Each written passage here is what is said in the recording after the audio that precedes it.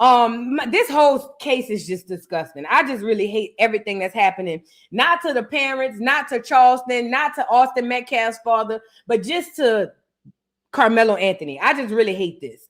So we'll get into that. We also got to get into Dawn sues Diddy. Y'all remember Dawn for Danity Kane? Apparently she wants to sue Diddy again after they dropped the last lawsuit. Dawn, go lay down. Girl, Dawn, she supposed to be from New Orleans. She is from New Orleans. I ain't gonna hate on her, but girl, go lay down, Dawn. Just soon as I seen you, I just say, go lay down. Like, girl, we gonna get into it. Then we got to get into Jay-Z does a deal with Target after y'all boycotted. But I told y'all that nigga been opposite of the people since the beginning. David Oyelow, the African who played Mike, sound about right because he was a foreigner too. But David, the African who played Mike did an interview with Godfrey in that channel. I told y'all about that channel.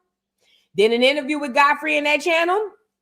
And he said that in order to learn the Southern accent, all it is a Nigerian accent slowed down. Y'all ever notice how whenever they speak on us, they always put us in a subservient category, like as if something else had to come before us. I hate talking to foreigners on my soul, not even and I don't even mean the ones who's trying to be idiots. Even when I was in Greece, I seen this African dude and he asked me my name and I told him and he said, where'd you get that from? And I said, it's American. And he was like, oh, no, the African, no, it's American. Like, I hate talking to him because the indoctrination having them are having those people believe that they came first and we came later. And that's just not the case. You see what I'm saying? So for this David Oyelow, whatever his name is, to come on here and say a Southern Black American accent is like a Nigerian accent slowed down and say the Nigerian accent represents the free Black and the Southern accent represents the slave Black.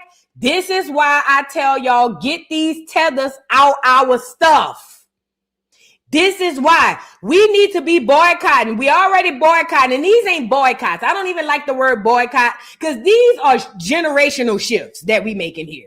Let's really be clear. We're not boycotting nothing because a boycott implies we'll be back. Okay? We need to start completely getting rid of any movies, any theater that have these Africans playing in it, especially when they cosplaying us. We need to leave them to their own devices. Let them entertain each other off of our stuff. On my soul, I think that we need to start boycotting these major films. If they're not going to have a Black American if they're not going to have a Black American playing a Black American character, we need to be saying we're not going to watch it. Let the foreigners watch it. Let the clears watch it. We need to stop watching this stuff because these actors are idiots. And not only are they idiots, they're entitled idiots. They are entitled idiots. RZA said, Idris Elba too. Well, I don't know what Idris over there talking about. I ain't heard nothing with Idris. And plus, Idris ain't been in a movie since a movie been in Idris. Let's really be clear. But he could get it too. I don't give a damn how fine he is, and he is fine. But he could get it too. Okay? If Idris come out here talking out the side of his neck, he next. If he come out talking out the side of his neck, he next. Said what I said. Said what I said. Now, I ain't gonna lie. Idris did do his genealogy and say his genealogy did come back to America, which would explain the swag, because none of them other Brits got that swag. But other than that, nigga, tread light, Idris. Tread light. He ain't said nothing, though. He ain't said nothing. So for now, no, but still, even when it comes to our movies, he gotta go. Oh, yeah. We throwing the baby out with the bathwater. Oh, yeah, girl. Oh, yeah. Oh, yeah. When it's time to do the shift, he gotta go too. I just thought about it. I didn't think about what was asked until I got mid-answer. Now that I'm thinking about it, Idris gotta go too. Until he come back with the genealogy saying that he one of us, if he don't ever come back with it, he got to go too. Say what I said. We can't make no exceptions, y'all. We got to be firm and we got to stand on it, okay? But anyways, we'll get into that. We also got to get into T.I. and Tiny still fighting the OMG dolls. So y'all remember T.I. and Tiny won that lawsuit with OMG girls, right? Basically for their image and likeness, you know? Well, it turns out they thought they won. They back in court. We'll get into that. And then all of a sudden, since David Oyelow then came out here and said niggas in the South, it have a Southern slave accent. Now Africans want to unite. They saying that we're being divisive by delineating. You know what's happening, Black America? It's working. All of these people, all of these foreigners with the hard ER, because that's what they are. All of these foreigners with the hard ER that have been going crazy, saying all kinds of stuff about us as if they are here and we are there. Our money is showing them different. Our attention and our energy is showing them different. And this is how you know it is working. So we need to continue to doing what we're doing, continue to delineate. Black Americans versus everybody. Y'all already know, shameless plug. Make sure y'all hit the link in the chat if y'all would like to get your babe merch. Black Americans versus everybody. Also, yeah, we got to stick to it, y'all. Now, in order to get through the show, we got to get through the morning announcements. First and foremost, welcome. If anybody is new to the channel, shout out to all of y'all. Make sure y'all subscribe. We come through Monday through Friday. That's all we do. We come over here and we Joce. We learn, we Joce, we laugh, we kiki, we rib. We do all that. You see what I'm saying? So pull up, subscribe to the channel so you know when I go live. Also, drop down in the comments. Shout out to Replay Gang. Shout out to y'all. Make sure y'all drop down in the comments and let me know what y'all think about today's show. Also, Black America morning announcements. Please ground Black America. We need to get out of this spiritual warfare and we need to wake up. The only way to wake up is if you get to praying, grounding, and meditating. You have to do it. Yes, I'll be here Friday morning. Stay right there. I'll be here Friday morning. But yeah. You have to ground, meditate, and pray in order to beat this spiritual warfare that we're under. And we are under a lot of spiritual warfare. So we have to ground, meditate, and pray. And then most importantly, we have to do our genealogy, y'all. We got to understand who we are. You know, it's funny. I had a conversation with my grandmother's sister, who is my auntie, and she was telling me about my great grandfather.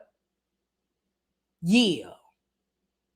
2 or 3 great grandfather. Don't get me the line. But either way, she was telling me how he was born in Mississippi, obviously. Well, I'm saying obviously like y'all know. But he went to Texas and he himself didn't know that we was free for a couple of years, even after 1865. But once 1865, or once he found out, not only did he become free, but he bought hundreds upon hundreds of acres of land. Does that make sense? See, I didn't realize I had that much closeness to Juneteenth. I'm not a fan of Juneteenth. I'm not gonna lie. It's not really my thing. You feel what I'm saying? Yeah, the Black Panther auntie. Yeah. Y'all know I talk to her all the time. If y'all don't know, I have an auntie who used to be a Black Panther. So that's the one I'm talking to. Yeah. My Black Panther auntie. But no, look, I'm not a fan of Juneteenth because I think it's kind of a slap in the face. But to learn today that my great, or one of the 2 or 3 times great grandfather was one of those people who didn't know about it until way later. But then he jumped out the window and bought hundreds upon hundreds of acres of land. You see what I'm saying? And you know, it kind of reminded me about how I am today. You feel what I'm saying? Being the boss that I am. I said, sound about right.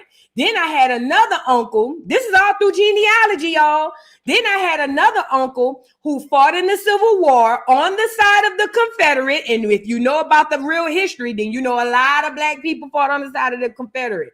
And not only did they lose the war, but my uncle went and sued the United States government and told them, you're going to have to pay me. And he won. So yeah. I come from, that's the type of cloth I'm cut from.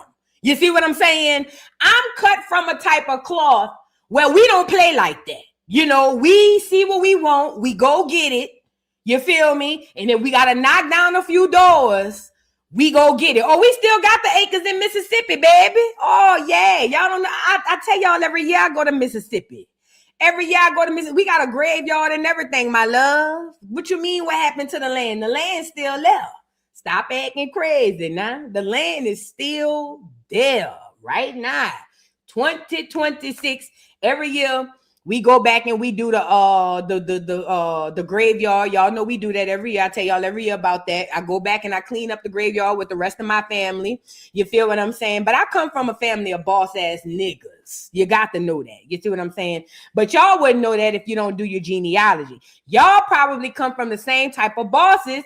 You just have to do your genealogy. So please, Black America, do your genealogy. Find out about the people who came before you. You know what I'm saying?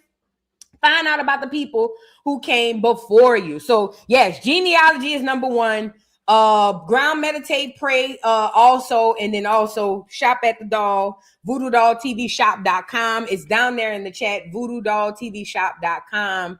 Make sure y'all hit the doll if y'all want to get some merch. All right. So now that we've gotten that all out of the way, let's jump out the window. And somebody said, I definitely come from bosses. Let me tell you something. See, should we be joining the new Black Panther Party? Hell no. Hell no. Let me tell y'all something. Somebody asked me, Vu, should we be joining the new Black Panther Party? Absolutely not. You got to understand, Black America. When them people come and retaliate on us, they're going to come right to those systems. That's the easiest place where we'll all be. And these new Black Panthers, I'm not saying nothing negative about the people per se. I don't know them people. But do I recommend y'all go joining a new Black Panther Party? Absolutely not. Absolutely not.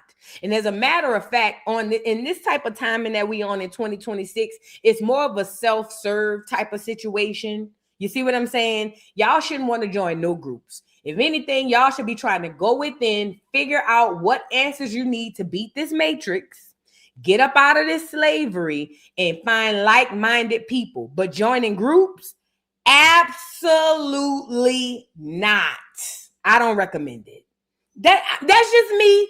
I am nobody to y'all, but to me, I'm everybody. You feel what I'm saying?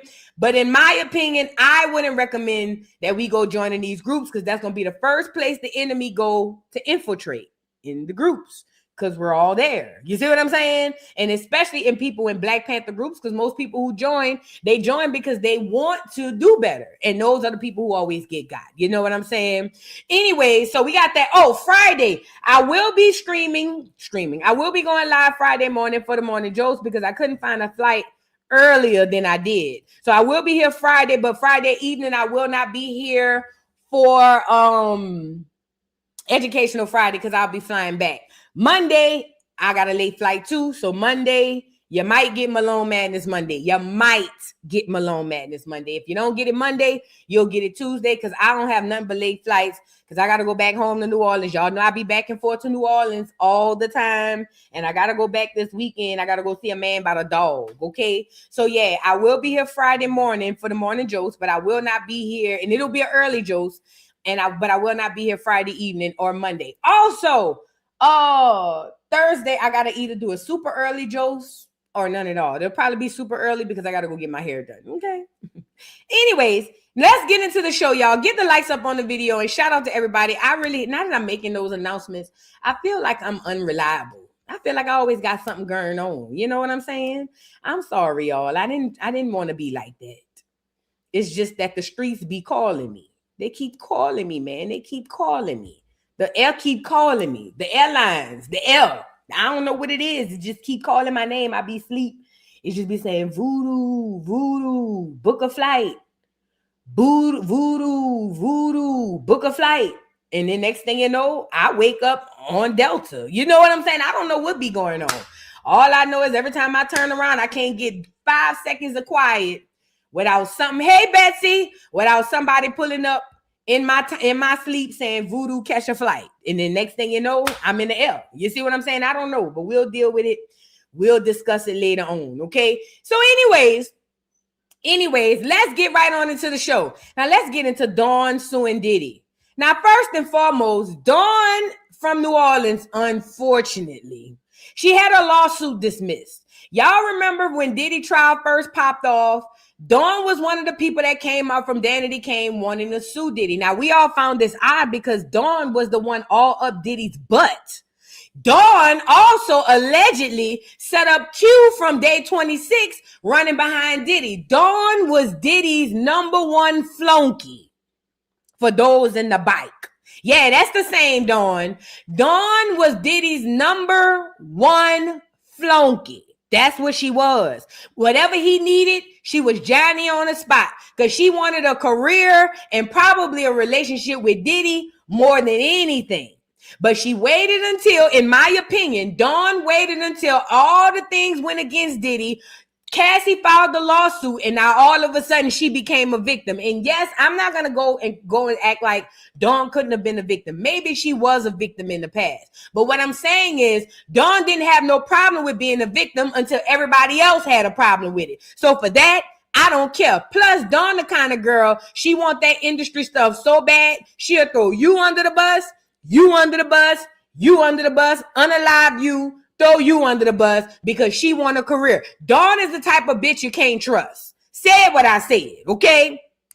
So anyway, let's get into the first lawsuit that was dismissed. Then we'll get into the one that she's got going on, that she redid. So it says, Dawn Richards' lawsuit against Diddy dismissed by judge. It says, back in September 2024, singer Dawn Richards sued her former boss, Diddy, which included claims of sexual abuse. Now her lawsuit against him has been dismissed. According to documents obtained by TMZ, a federal judge dismissed Dawn's claims against Diddy as the court found that the majority of her claims were filed past the statute of limitations. However, the judge determined that she could refile one of her claims in New York State court.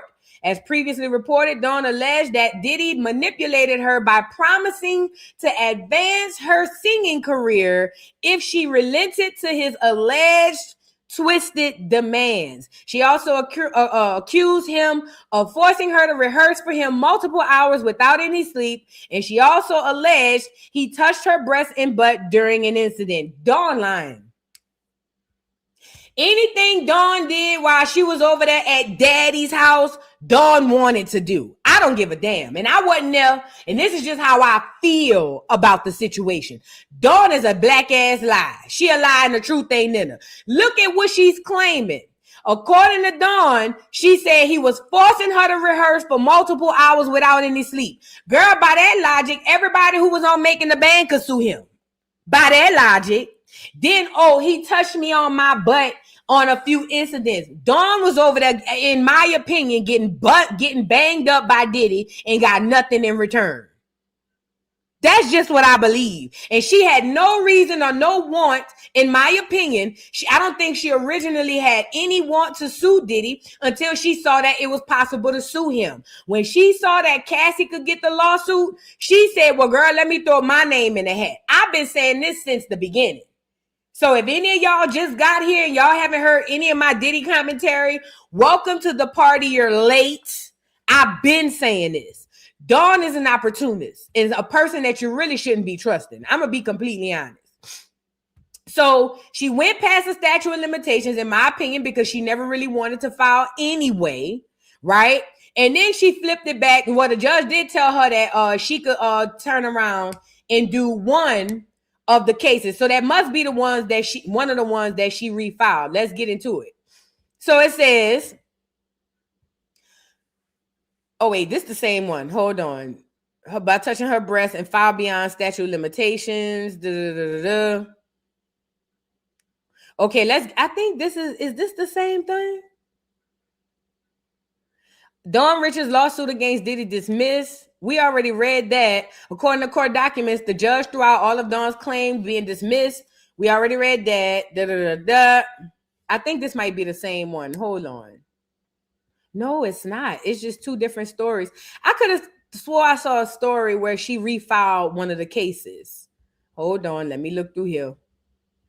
Stay right there. If not, we'll just go over details of the other stuff.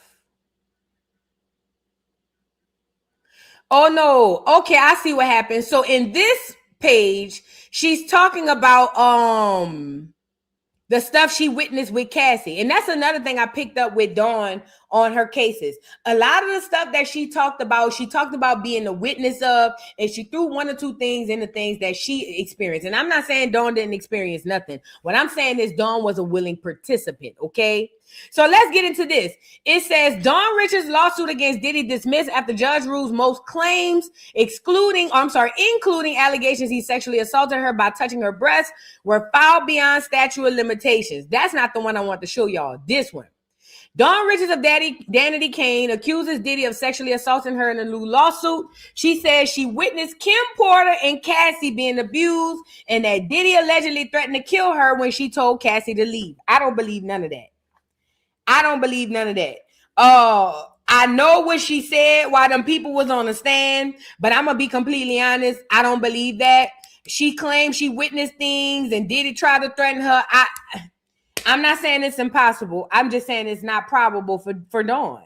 I just feel like even if it did happen, Dawn is capping. Dawn is a bullshit bitch. She's a bullshit artist. I'm gonna be honest. She makes beautiful regalia during the second line season. I must say, I did share one of her regalias that she created. But other than that, girl, Dawn is a bullshit bitch. And Dawn mad because she got nothing from her end of the bargain. Let's be clear. You feel what I'm saying? So I don't feel no type of way about Dawn, girl. The way you did Q, go lay down. The way you did Q, Dawn, please. Not today, Satan. Not today. Go lay down. Go second line or something, okay? Rapping Radiant, thank you so much for being a member for 23 months. I appreciate you. Thank you, thank you, thank you. And Miss T-Day, thank you so much for making it rain per usual. Thank you, T-Day. I make it rain. I make it rain. I make it rain on them hoes. I make it rain. I make it rain. I make it rain on them hoes. Thank you, T-Day. She says, condolences to Nikki Nicole's family from Acorn family. Absolutely. Love you too. Love you, Vu. And Miss Parker. Yes, and love Miss Parker too. Thank you so much, T-Day, for making it rain per usual. I appreciate you more than you know. Thank you, thank you, thank you. And rest in peace to Nikki Nicole. And my condolences go out to her family, for real, for real. And T-Day, thank you so much for being a member for 26 months. Wow. She says, blessings, Acorn family. Live in love like each day is our last because it may be. Love y'all. And you know what's crazy? I'm so glad you brought that up, T-Day. Because the last time I spoke to Nikki, I was just like, girl, you know, take your time or whatever. And I didn't think that was the last time I would speak to her. So you're right. We have to cherish every day, every second as if it is our last, because we never know what's going to be around the corner tomorrow. So you're absolutely right. Love on each other. Thank you, T.D. Bronze Beauty 25, thank you so much for being a member for 23 months, says, just found 4,300 acres in Matoka, Chesterfield, Virginia. I'm forcing my allodial rights, land and water, air, and inheritance rights. What that mean? I'm forcing my allodial rights. Girl, learn me something, Bronze Beauty. Teach me, girl. I ain't never heard that word, allodial rights. What the hell is that? I don't even know what that means. Can I Google it? Y'all know when I don't know something, I got to go see. Hold on. What is allodial rights? Allodial rights mean owning land absolutely, giving the owner complete control. They don't need to pay rent or owe duties to anyone, unlike in feudal systems. There you go. There you go. Excuse me. This conversation above my pay grade. There you go. Well, thank you, Bronze Beauty. You just taught me something. You see what I'm saying? I'm a forever student and I love being one. Thank you so much. She said she forcing her allodial rights, land, water, air, and inheritance. That means owning it right out. I'm here for it. Girl, come teach me. I'm trying to learn. Teach me. Send me an email, child. Teach me. Thank you, Bronze Beauty, girl. I just learned something new today. I get that. Thank you, Bronze Beauty. You just taught us all something. Dream Further, thank you so much for being a member for 14 months. Says, Boo, thank you for keeping us informed and giving us a good laugh. Love you down. Hashtag you are true to this. Thank you, beautiful. I appreciate you. Thank you for your support, really, though. And Keisha M, thank you for the super chat, says, hey, boo, celebrating my 49th trip around the sun. I'm blessed to spend another birthday with you. Thanks for who you are and all that you give to us. Happy birthday, Keisha. Happy birthday, Keisha. Happy birthday. Happy birthday, beautiful. And thank you so much for spending year 2 celebrating your birthday with me. I appreciate you. Thank you for being a part of the dollhouse. Thank you for being Acorn. Just thank you. Just thank you, thank you, thank you. And shout out to you. And shout out to everybody. Like I said, all of y'all celebrating birthdays. Y'all crazy Geminis. I don't want no smoke. I don't want no smoke. Shout out to the Gemini people. You see what I'm saying? Shout out to the twins. Shout out to the twins. Okay, let's move on. Shout out to the twins. With them crazy. Shout out to the twins. That's all I got to say. I don't want no smoke with the Gemini people. Shout out to the twins. That's all I got. Mm-hmm. Mm-hmm. Now I want to move on. Did y'all see after pushing millions upon millions of prescriptions of GLP-1s, they done finally let Serena and Venus back on the green? Do they call the tennis court green? Or is that just for golf? Either way, they let them hoes back on the court. So Serena and Venus set to play doubles at Wimbledon. Okay, it says after making a return to professional tennis earlier this month, it was announced that Serena Williams will make her return to Wimbledon in women's doubles with her sister Venus. According to ESPN, the sisters duo have been given a wild card into the championships. The tennis legends are 6-time Wimbledon doubles champions, winning their last title in 2016. Them hoes gonna get tore up. Serena and Venus is old ass women. Does that make sense? This is equivalent to watching Mike Tyson fight that bout over there with that white boy. This is the same thing y'all about to watch. Y'all know that, right? And let me say this too. Now it makes sense why Serena was pushing all them goddamn GLP-1s. That's why she was on this bitch looking like Skeletor, telling y'all to go get the prescription. See, it was an eye for an eye, tooth for a tooth, and a favor for a favor. To me, it seems like Serena needed you niggas to get on the GLP-1s so she can get back on the court. And it ain't gonna be real. These hoes is old in tennis years. Y'all don't understand sports. You can't come back to a sport after being out all that time, especially when you old and the people that's still playing is young. Very few people can do it. And I don't think that these two heifers can. I think that Serena done sold enough GLP-1s, like I said, to get back on the court. And she must have told them bitches 2 for 1, let my sister come back too. So they said, well, all right, girl, we'll put y'all a little 30-minute 1-2 yin yin. You feel what I'm saying, girl? If that's all it takes for you, girl, to get out here and sell these GLP-1s, bitch, we'll give you and your sister 30 to 45 minutes. Come on, girl. Get the rackets. Come on. You see what I'm saying? Because that's what I would do if I owned the GLP-1s. Bitch, that's all you need, bitch. Get you and the sister. Come on. Fuck. Hurry up before I change my mind. That's what I would say. You know what I'm saying? But anyways, I don't believe anything about Wimbledon, especially if these two old heifers get out there and start the swinging rackets. Also, I know they're black women, black-ish. And the jury is still out on that. We don't know what's going on. For all we know, them is clones. I don't give a damn about Serena and Venus Williams because both of them hoes have become cancers. They used to be heroes, but now they're cancers. One over here selling GLP-1s and the other one she just there. She ain't even did nothing. But girl, you've been getting on my nerves since y'all was little girls. So anyway, you just guilty by association. So at any rate, be looking out for Serena and Venus on the green, swinging rackets and whatnot, and knocking their arms out of socket. Because that's all them old hoes gonna be able to do. Okay? When they get up there on the green. I don't know who they gonna play. Who they gonna play? Bitch. My grandma? Who they gonna play? Each other? They better play each other. Because if they play any one of them girls at Wimbledon, they gonna make them cry. Then y'all gonna be saying, oh, this is so wrong. Cause that girl Serena been playing since she was 5. Girl, go lay. They better play each other. That's all I got. Cause if not, a lot of people gonna be disappointed. Okay? Get the likes up, y'all. Get the likes up. They look a mess. Said what I said. Ooh, I got one. Now this is a good one. Now I wasn't even gonna talk about this up here today. But since we here, let's roll her out. Y'all seen Baritone Burris done came out and said she was a bisexual?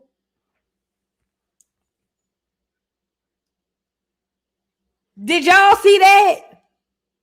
Baritone Burris, Candy that is, came out and said she was a bisexual. Baritone Burris is a bisexual lie.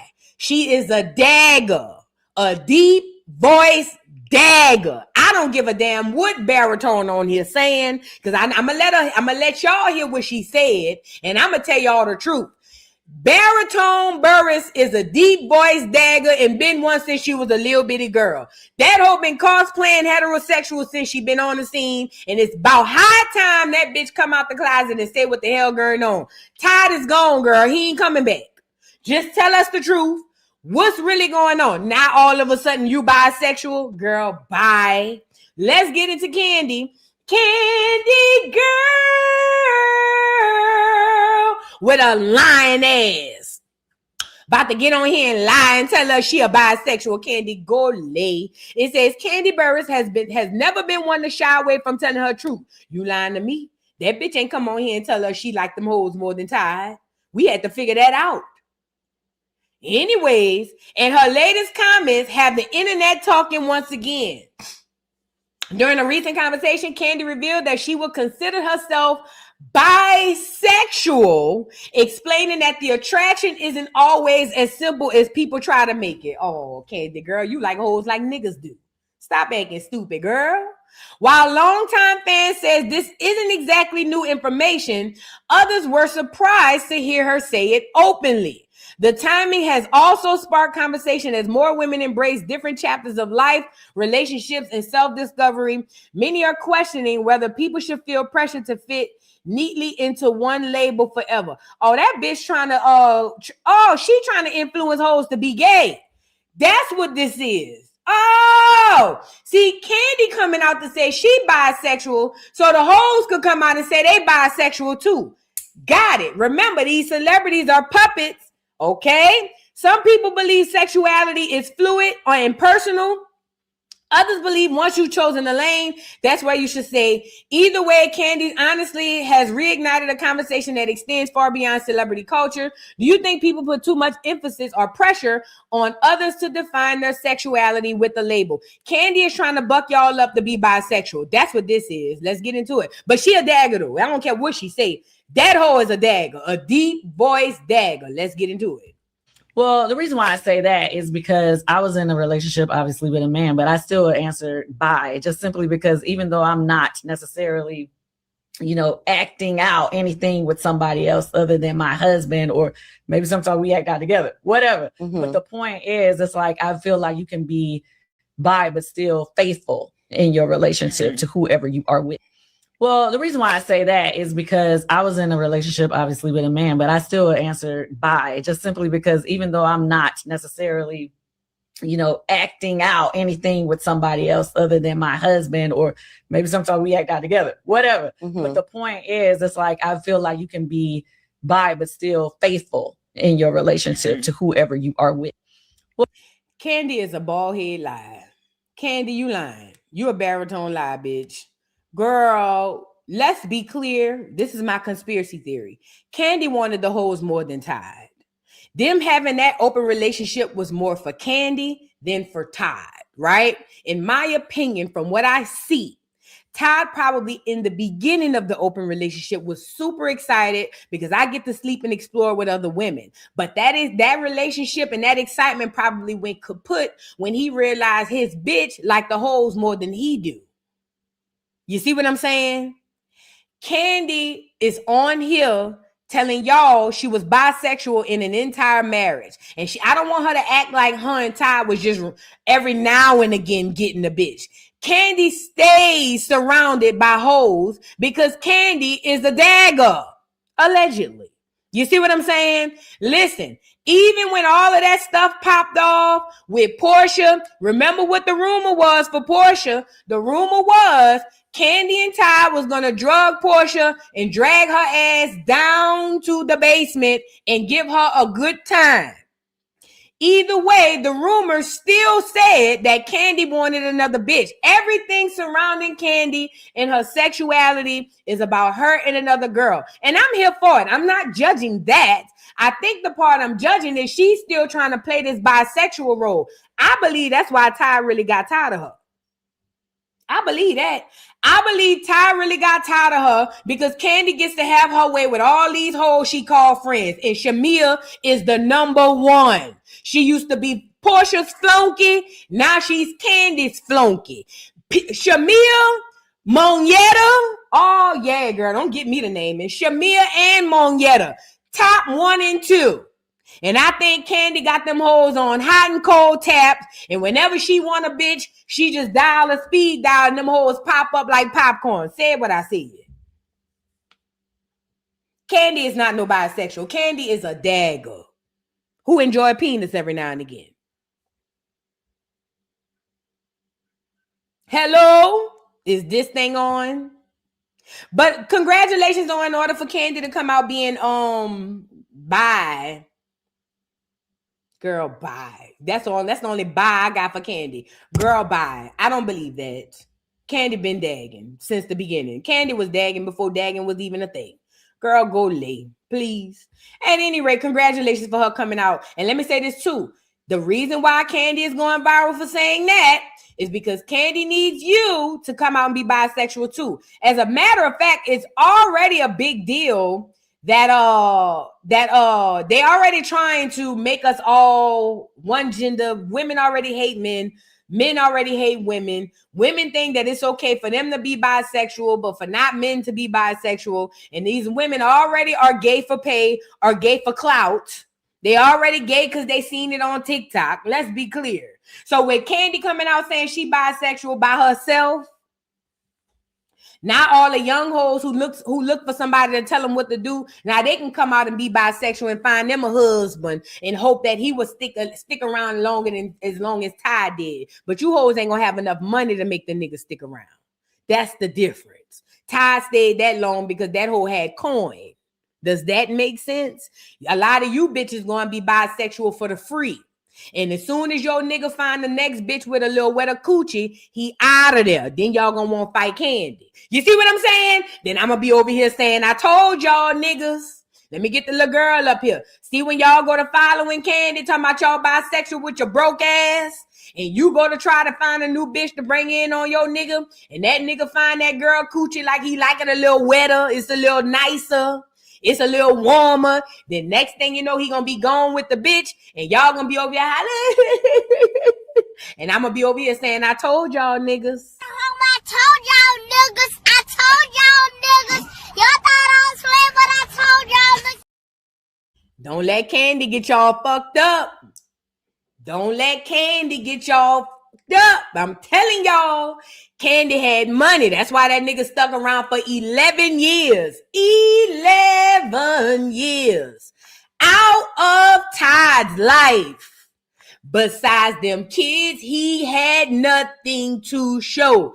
Y'all don't have enough money to make a nigga stick around for 11 years. I'm just saying. So when a nigga leave, don't come over here. You feel what I'm saying? Oh, but voodoo, I thought. No, girl, you ain't think nothing, girl. Don't listen to nobody with no deep voice. You shouldn't be listening to no bitch whose voice go lower than the baritone. Lower than the alto. Any bitch whose voice is lower than the alto, automatic red flag. Said what I said. But again, everybody different. Y'all can listen to them deep tone hoes if you want. Yeah, I'm good. I'm good. Candy girl. Candy couldn't hit that note if she tried. Go ahead on, Candy. Every man. She's such a nigga. Moving on, y'all. Get the likes up. Diddy, they say, about to get released early. They said Diddy coming home on early release. Girl, Diddy been home, allegedly. Let's get into the article. It says Diddy release date moved up to February 2028. Wait, bitch, what year we in? After previously being penalized for alleged consumption of prison-made alcohol. Let's get into it. It looks like Diddy is getting another break on his prison sentence. According to reports from page 6, Diddy's projected release date has been moved up again and is now set for February 23rd, 2028, shaving a few months off the 50-month federal sentence he received after being convicted on 2 counts of transportation for prostitution. Diddy is not in jail. Allegedly. The latest reduction comes despite reports that Diddy previously lost time off his sentence after allegedly violating prison rules. According to the outlet, officials pushed his release date back in late 2025 after he reportedly was caught participating in a 3-way phone call and consuming homemade alcohol while incarcerated. However, Diddy later regained some of his lost time. Earlier this year, his sentence was reported reduced by 6 weeks, with another reduction following after he was accepted into a residential drug abuse program. His representatives previously said he has taken rehabilitation seriously, remained focused on personal growth, and has committed to positive change while behind bars. Diddy is not in jail.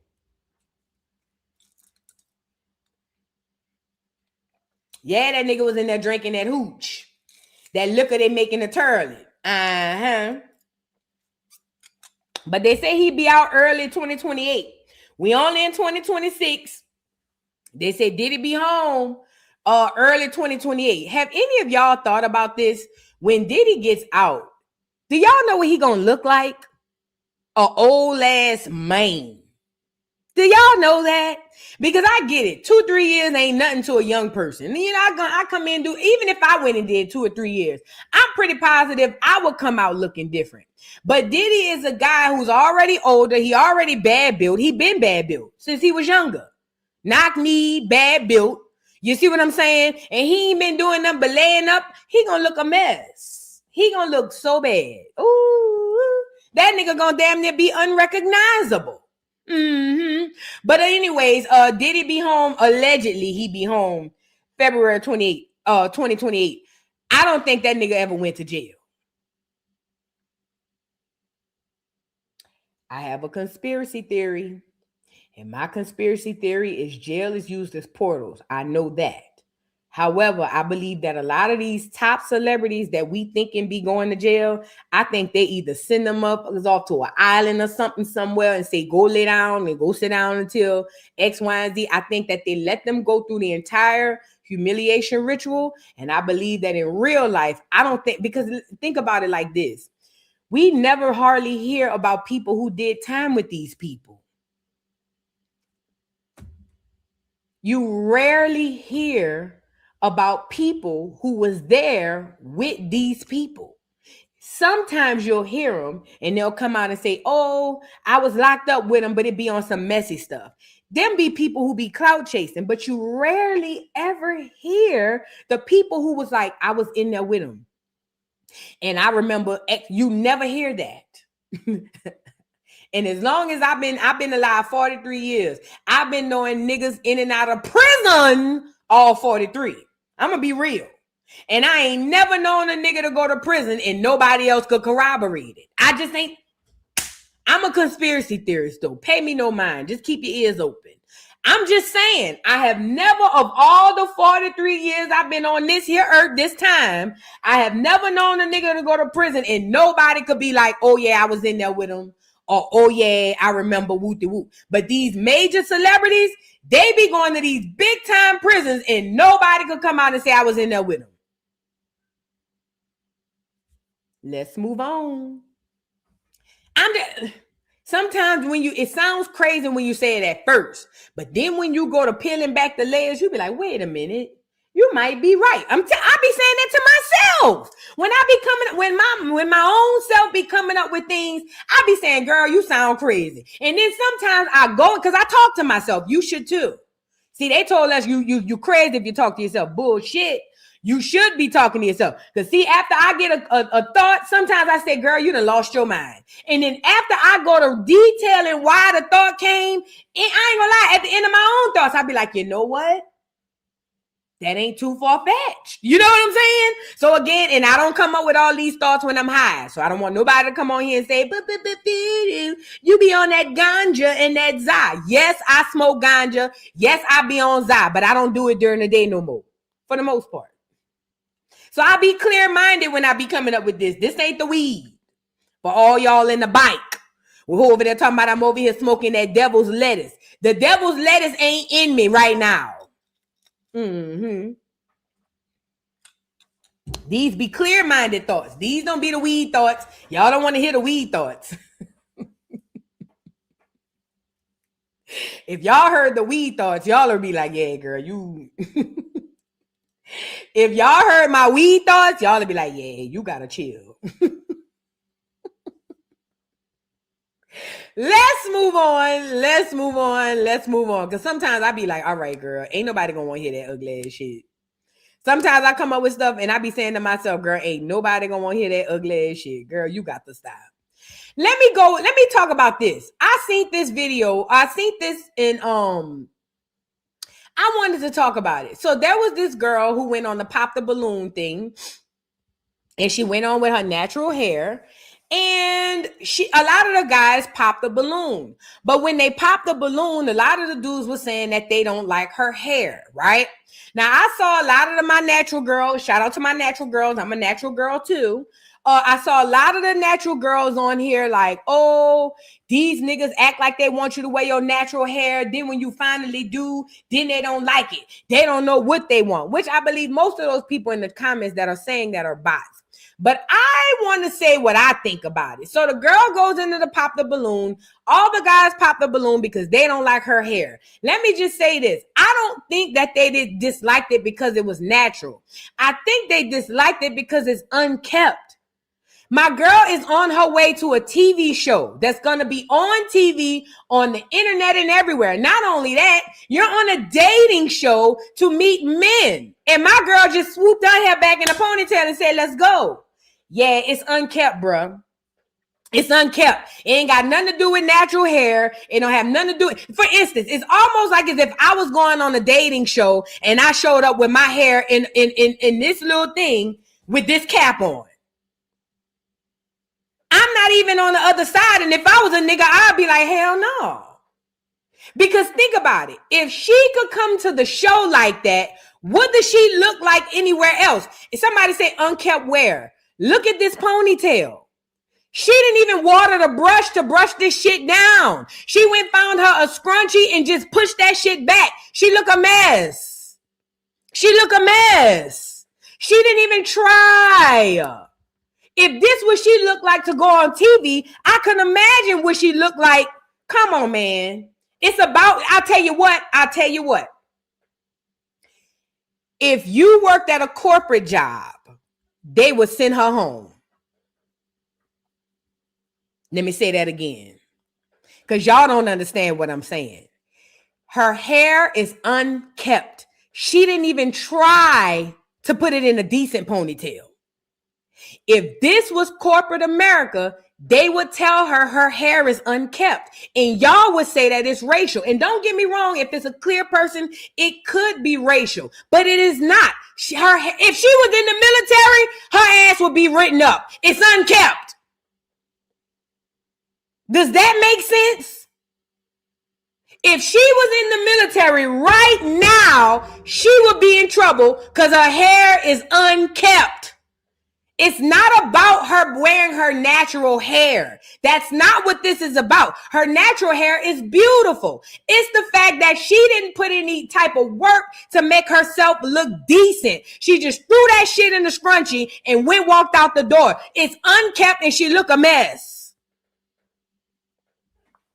It's not about race. Y'all got to get out y'all emotions. Everything ain't about that. I'm pretty sure it's dudes on there who like girls with natural hair, but she didn't try. Let's get into this girl's theory. And let me say this too, Black America. Y'all better stop letting this internet get y'all food. Because if y'all start coming out y'all house looking unkept, y'all can't get mad when people start saying y'all look a mess. She didn't even try to comb this shit. She just walked out the door, and at this point, I don't know if she keeps her coochie kept. You feel what I'm saying? And I come from the old school.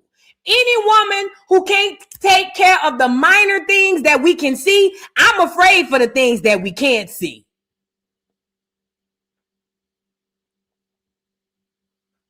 Did that make sense to somebody? As a woman, if you can't take care of the minor things we can see, I am afraid of the minor things we can't see. Meaning, if you don't have enough pride and self-courage or self-respect about yourself to get up and get your hair fixed, I'm pretty sure the hair down the other side, ooh, I'm pretty sure you barely washing on that. You tell a lot about a woman how she keep the things she don't pay, that most people don't pay attention to. Hello? Her feet? Hello? You can tell a lot about a woman when you pay attention to the things people don't pay attention to. Let's get into the video. They say, who is there to impress? Well, she's on a dating show. What do you mean? All those guys are there for her to impress. She's on a dating show. She put herself on Pop the Balloon. On Pop the Balloon, you go to the show and you go across a line of people and they choose you. So that's who's to impress. All them niggas in the line is who she's there to impress. If not, she should have stayed home. Let's get into the video. When black men say they want black women to wear their natural hair, they do not mean like this in its very natural, kinky, coily, curly state. They mean like this in a silk-pressed state. Okay? They do not appreciate your hair because this was from a video. And she's reaching to say they want it in a silk-pressed state like this. Bullshit. Black America, let me be clear too. They see a lot of us have gone on our natural journeys. A lot of us are embracing our natural hair. It's called reverse psychology. They want you, even though you don't think this, if the consensus says that natural hair, even though this is unkept, they're not going to say that her hair is unkept. They're going to say natural hair. They want you to be ashamed of your natural hair. No, no, no, no, no.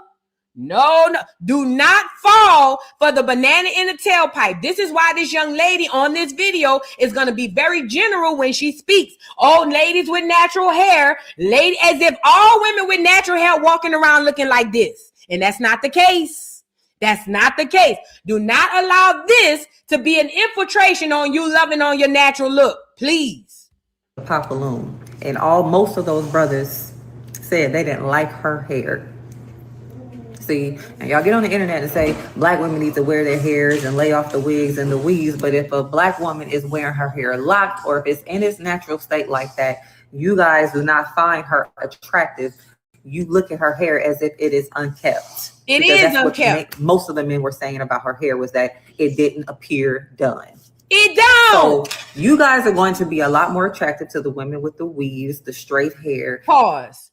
Because I'm glad she said that. The men said her hair doesn't appear done. When they say done, I don't think they mean coming up out the salon. She didn't even try with her hair. She's on a show to meet a man. She didn't even try. It is very unkept. Even the bun is unkept. Even the ponytail. It's all unkept. She looked like she rolled out the bed. It's unkept. It ain't got nothing to do with it being natural. It's just unkept. And the wigs more than you are with the beautiful sister here who was wearing her hair in its very natural state. So let's stop with the cap. Don't listen to her. Let me tell you what this reverse psychology is. They want y'all to be ashamed of your natural hair. They took something that really wasn't nothing and made it into something. That girl went on the Pop the Balloon. Let me see if I can find it.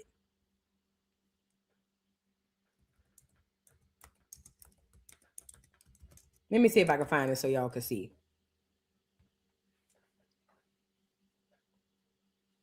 Here you go. Let me see. I don't like her hair. What about it? She could have did better. A lot better. So I just think effort with the hair. than put enough effort. Me personally.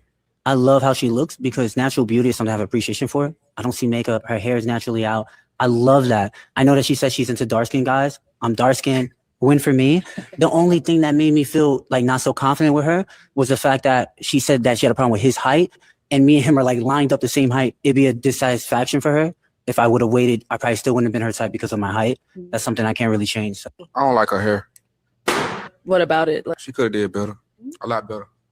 None of them dudes say they don't like her hair because it's natural. What they're saying is she look a mess. And she do.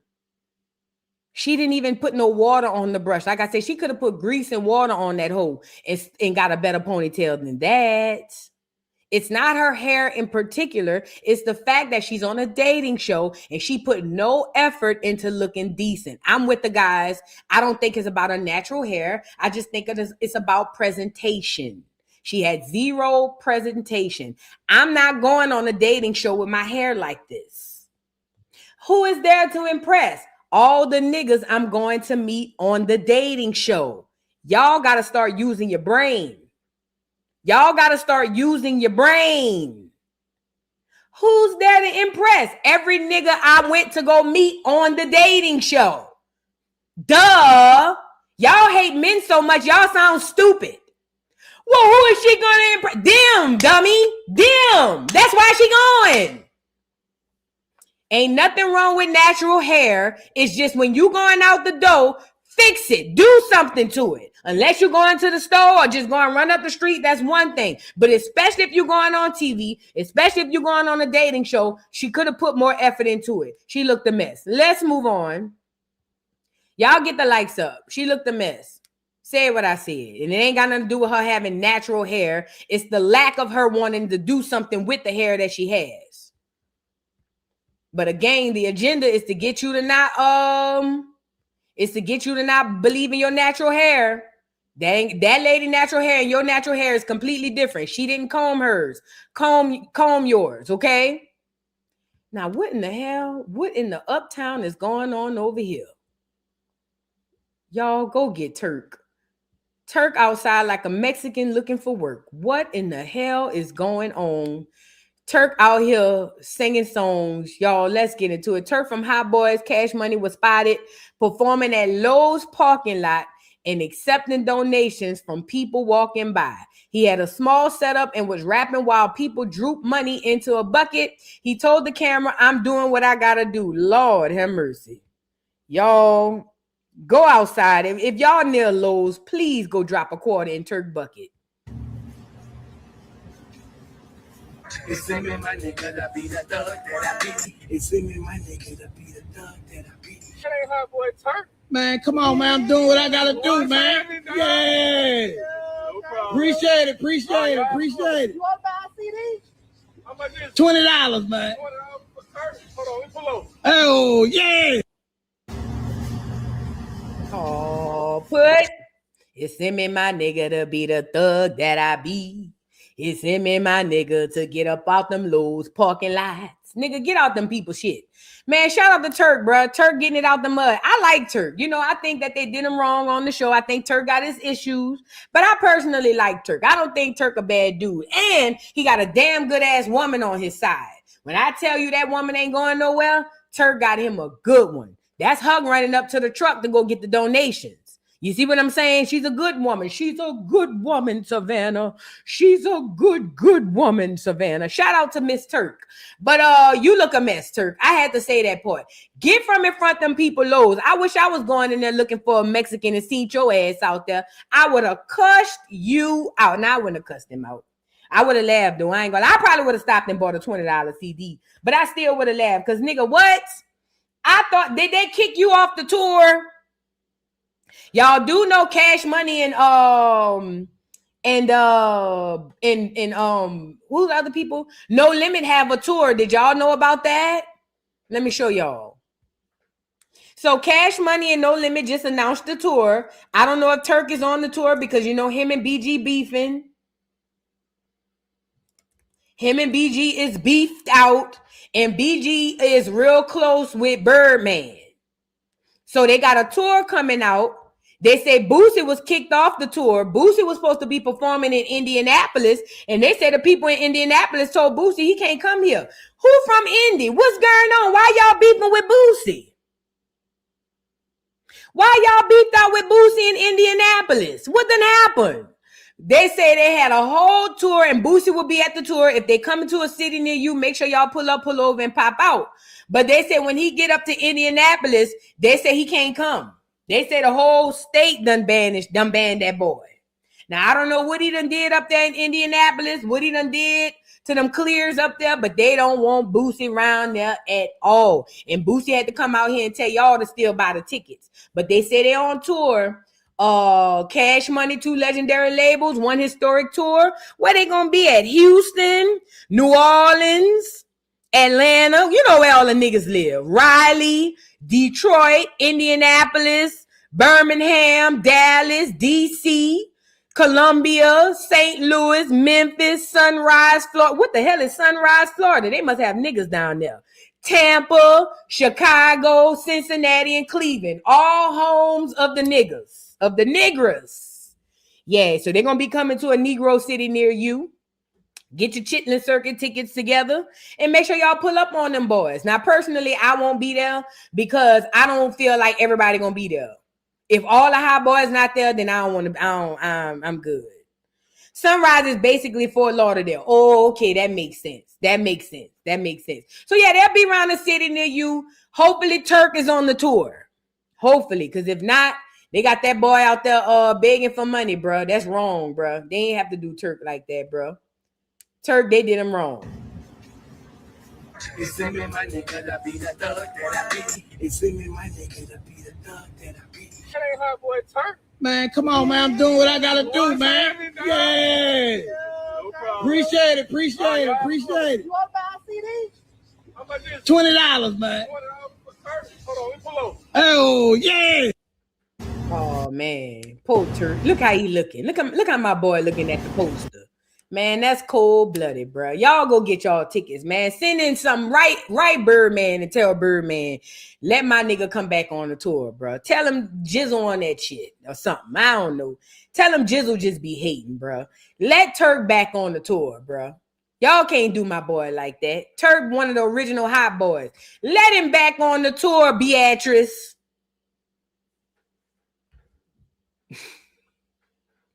Beatrice, let him on the tour. I wish I was his mama. I'd have popped him in the back and said, let him come with you. That's like your little brother. Let he come. If he can't go, you can't go. That's what somebody need to do. Get me on the ones and twos with Beatrice. Get Birdman on the ones and twos with me. I'd have told him if he can't go, you can't go. Nah, nigga. Let that boy come out there and make a couple of dollars. You see what I'm saying? They got to stop with all of this divisiveness with Cash Money and all of that. We trying to see all 4 of them boys. At any rate, let's move on. Poor Turk. Oh, I ain't want to see him go out like that in front of Lowe's. They done got rid of the Mexicans and replaced them with Turk. Oh my God. It's a shame the day we living in. Did y'all see Jay-Z got he did a deal with Target? Let's get into Jay-Z playing in y'all face as he always do. But you know, y'all don't recall when we was kneeling, not me. Well, I ain't gonna lie, I was in the kneeling spirit. I didn't kneel physically, but I was in the spirit of kneeling. But y'all remember, put a 3 in the chat if y'all remember during the NFL boycott when all that stuff happened with what's that biracial boy? That biracial boy with a big old nose like the Clears. Y'all know what I'm talking about. He had the fake afro. The biracial boy. What's his name, girl? You know, the Toucan Sam looking ass little boy. Whatever his name is. Colin Kaepernick. That's his name. Colin Kaepernick. Colin was beefing with all of the police for what? I don't remember. I ain't gonna lie now that I'm thinking about it. But we all decided to boycott the NFL. Jay-Z went and got a job with the NFL. Right when we was kneeling saying F them, Jay-Z went and got hired as the person in charge of entertainment. And you know, I never thought about it until I heard it from what's that boy name? Dame Dash. But Dame Dash said that he find it ironic that Jay-Z went and got a job with the NFL when he's supposed to be a billionaire. He shouldn't be working for nobody. And he's right. It's the fact that Jay-Z went and got a job with the NFL that told me, I don't think Jay-Z ever really was a billionaire. I think it was more or less on paper. I think he was more or less of a controlled operative more than that. But billionaire, I don't know. You know, I don't know if that's 100% true, because why would he have jobs? But at any rate, he's shown us on many, many occasions in the past and even today that he's never going to stand with us. He keeps telling y'all, remember he lied and said he was going to buy Marcy, the project? I ain't even from Marcy, and I was excited. I was happy as a motherfucker, like he bought the St. Bernard. You see what I'm saying? All for us to find out he ain't buy shit. And whatever he bought, they turned it and gentrified it. Jay-Z is not your friend.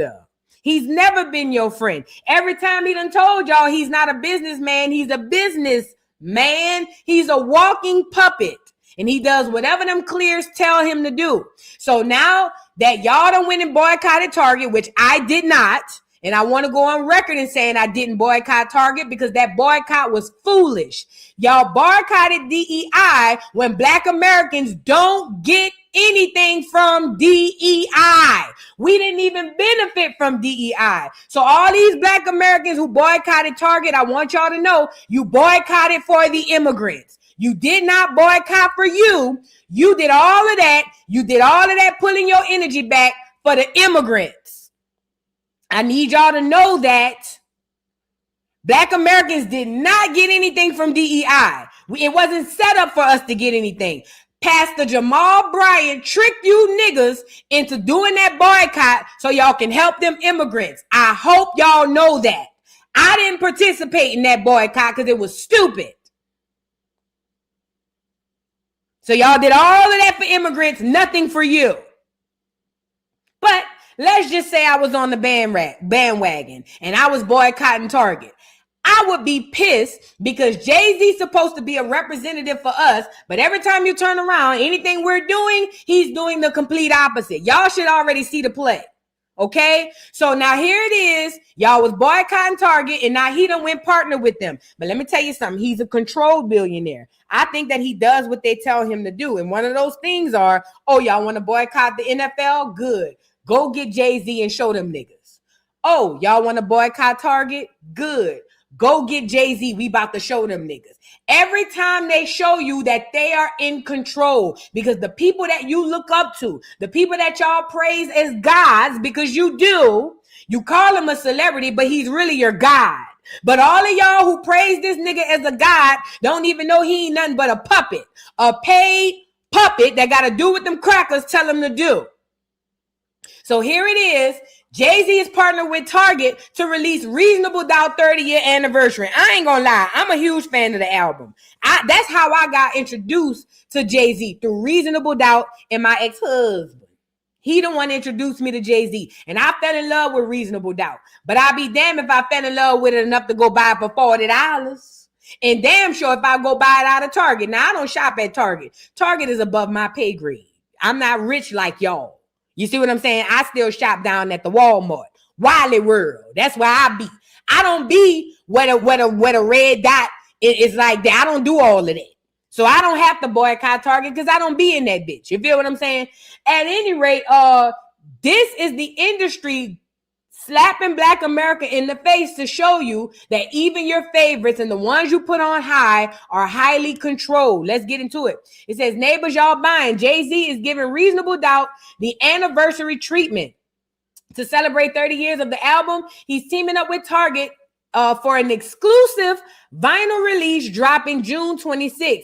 The Target exclusive 2 LP is priced at $40 and comes pressed on white vinyl with exclusive cover art, special packaging, and collectible inserts. Fans can also expect the original track list, including hits like Can't Knock the Hustle featuring Mary J. Blige and Regrets.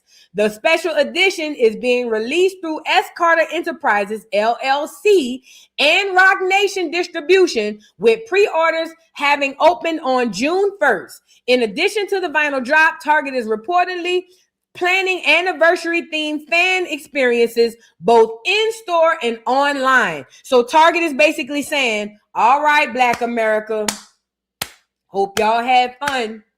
Bring y'all ass back. That's what Target is saying. I hope the boycott was fun. I hope y'all enjoyed. But get your ass back over here to this plantation. Now, a lot of y'all gonna say, well, Voodoo, it ain't gonna bother me because I don't buy Jay-Z albums. Good, because he don't have none that's worth buying no way. At the end of the day. However, they're going to pull you in using another one of your favorites. This is why your celebrities, I call them puppets, because they don't work for you. They work for the powers that be, okay? And they have to do whatever the powers that be tells them to do. Jay-Z is a billionaire in your eyes, but to them, he's a puppy dog. To you, Jay-Z is here. To them, he's scum under their feet.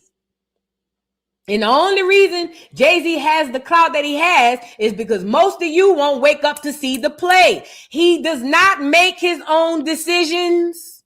He does what they tell him to do and will continue to do what they tell him to do because he doesn't own himself. Kevin Hart is another one. Y'all got on Kevin Hart, but not saying nothing about the roast. He can't say anything about the roast. He doesn't own himself. He doesn't get to say what he can and can't do at all. You got to understand what they do to these celebrities. They prop them up in front of you and give them a lot of money so that you can believe that these people are independent, but they are not. They're puppets. And anybody who's a Jay-Z fan but wanted to boycott Target, this is going to be your catch-22, your conundrum. Now you're going to be saying, well, snap, I've always did want to get the album on vinyl, but I'm over here boycotting Target. Let me tell y'all something, Black America. Get me up here. The people who are running the world knew today was coming 250 years ago when they created this hellhole. And when I say created, I don't mean the land. I mean the system and the structure in which we believe to be America. Does that make sense? That's why I say 250 years ago. That's how old America is, okay? And when they created this 250 years prior, they knew in 250 years we would wake up. So let me tell you what they did. Y'all want to know the definition of chess, not checkers? Let me explain it to you. So what they did 250 years ago was set up infrastructure and create systems that would stay in place and keep us all the way at the bottom. So when we finally woke up and started to want to put our own economics into each other, we'd have nowhere to go. This is why even Black-owned businesses is typically distributed by other people that are not Black Americans. We still have to deal with other people. They set this up 250 years ago. That's how far in advance these people are. So just like we over here boycotting the Asians, let's be real. A lot of us can't because in certain neighborhoods, that's all they got to eat. That's done by design. And they didn't just start creating that yesterday. They didn't just come up with this idea 2 days ago. They came up with that idea 250 years ago. Does that make sense? So now here we are with Jay-Z, right? And it's time for y'all to boycott, and they're gonna slowly but surely pick away at your favorites, your celebrities, and they're gonna make them, because these are your puppet masters. Let me say that one more time. Celebrities and influencers as well. YouTubers, influencers, celebrities are your new puppet masters. You are to do whatever they tell you to do.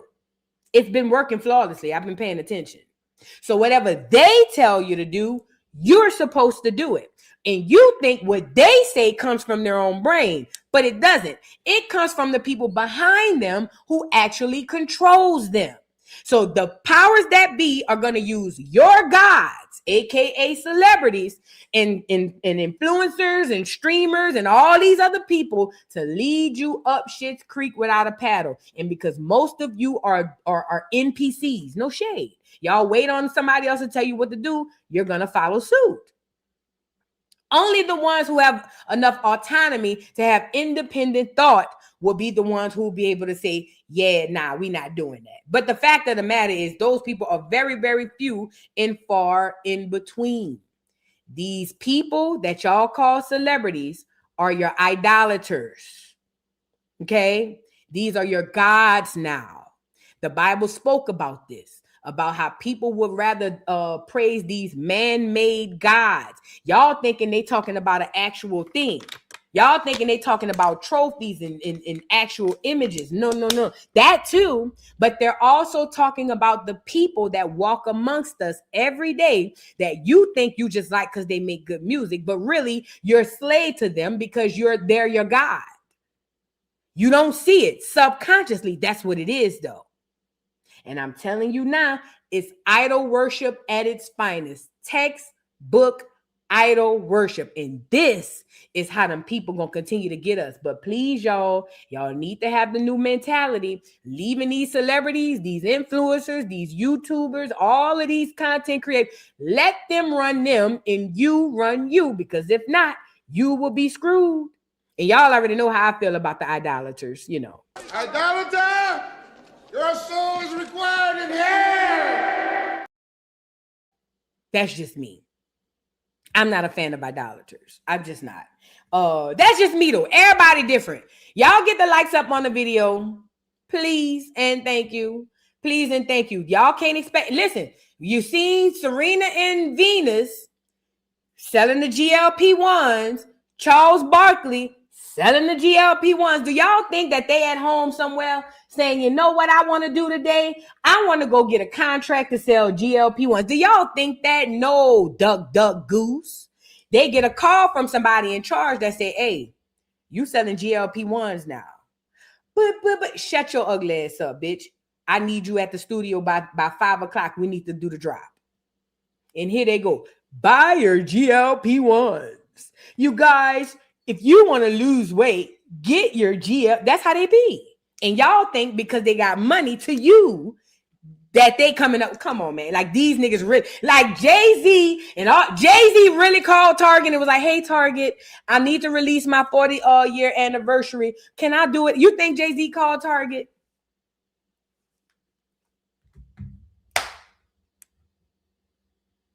Let that sink in. How do you say it? Lashani, thank you so much for the super chat, beautiful. She says, you love you, Vu. You a queen. Thanks for all you do. Thank you so much. I appreciate you. Miss Naturally Nolans, thank you, beautiful, for the super chat. Says so she really got the divorce to really come out. And that's the craziest part. Candy got the divorce to come and say she bisexual. Girl, just say you a dagger. But I know why she won't say that, because if she say that, then I would be right, that she was dagging the whole time. And she refused to give somebody like me that kind of credit. So she would never. She gonna come out like the punks do. They come out at first and say that they bisexual.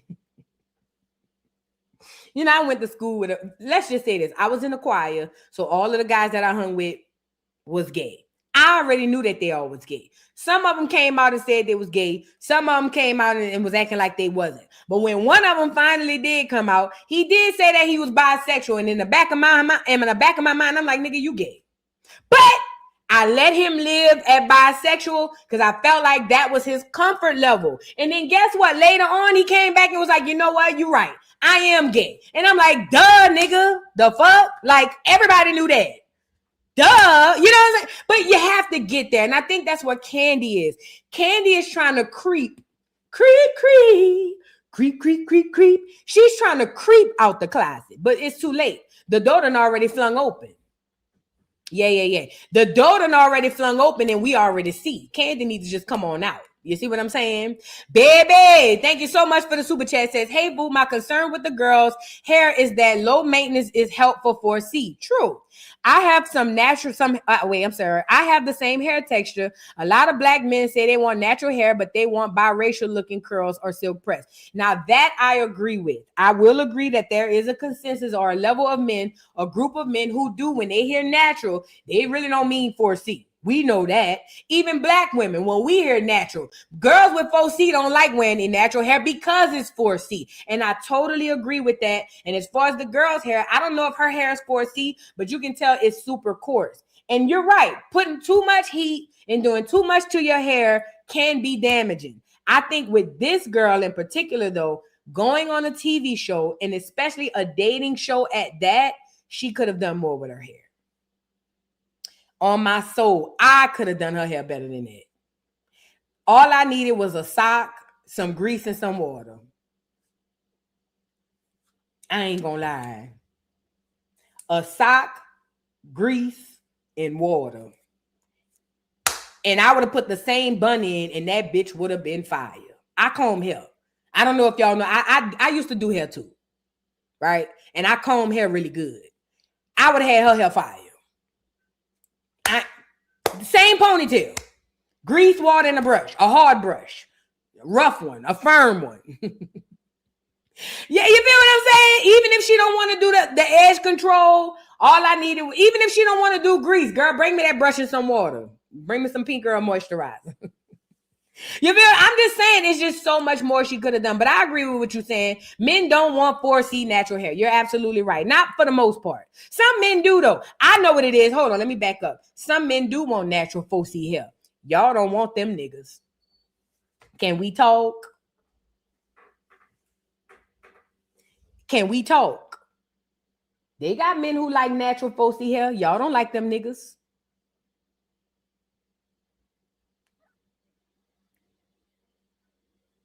You know how I know? Because y'all don't ever be with them niggas. And them niggas, you know why else too? I'm going to say the quiet part out loud. Y'all don't be wanting to procreate with them children because y'all don't want the children to have your hair. Bloop. Hello. Hello.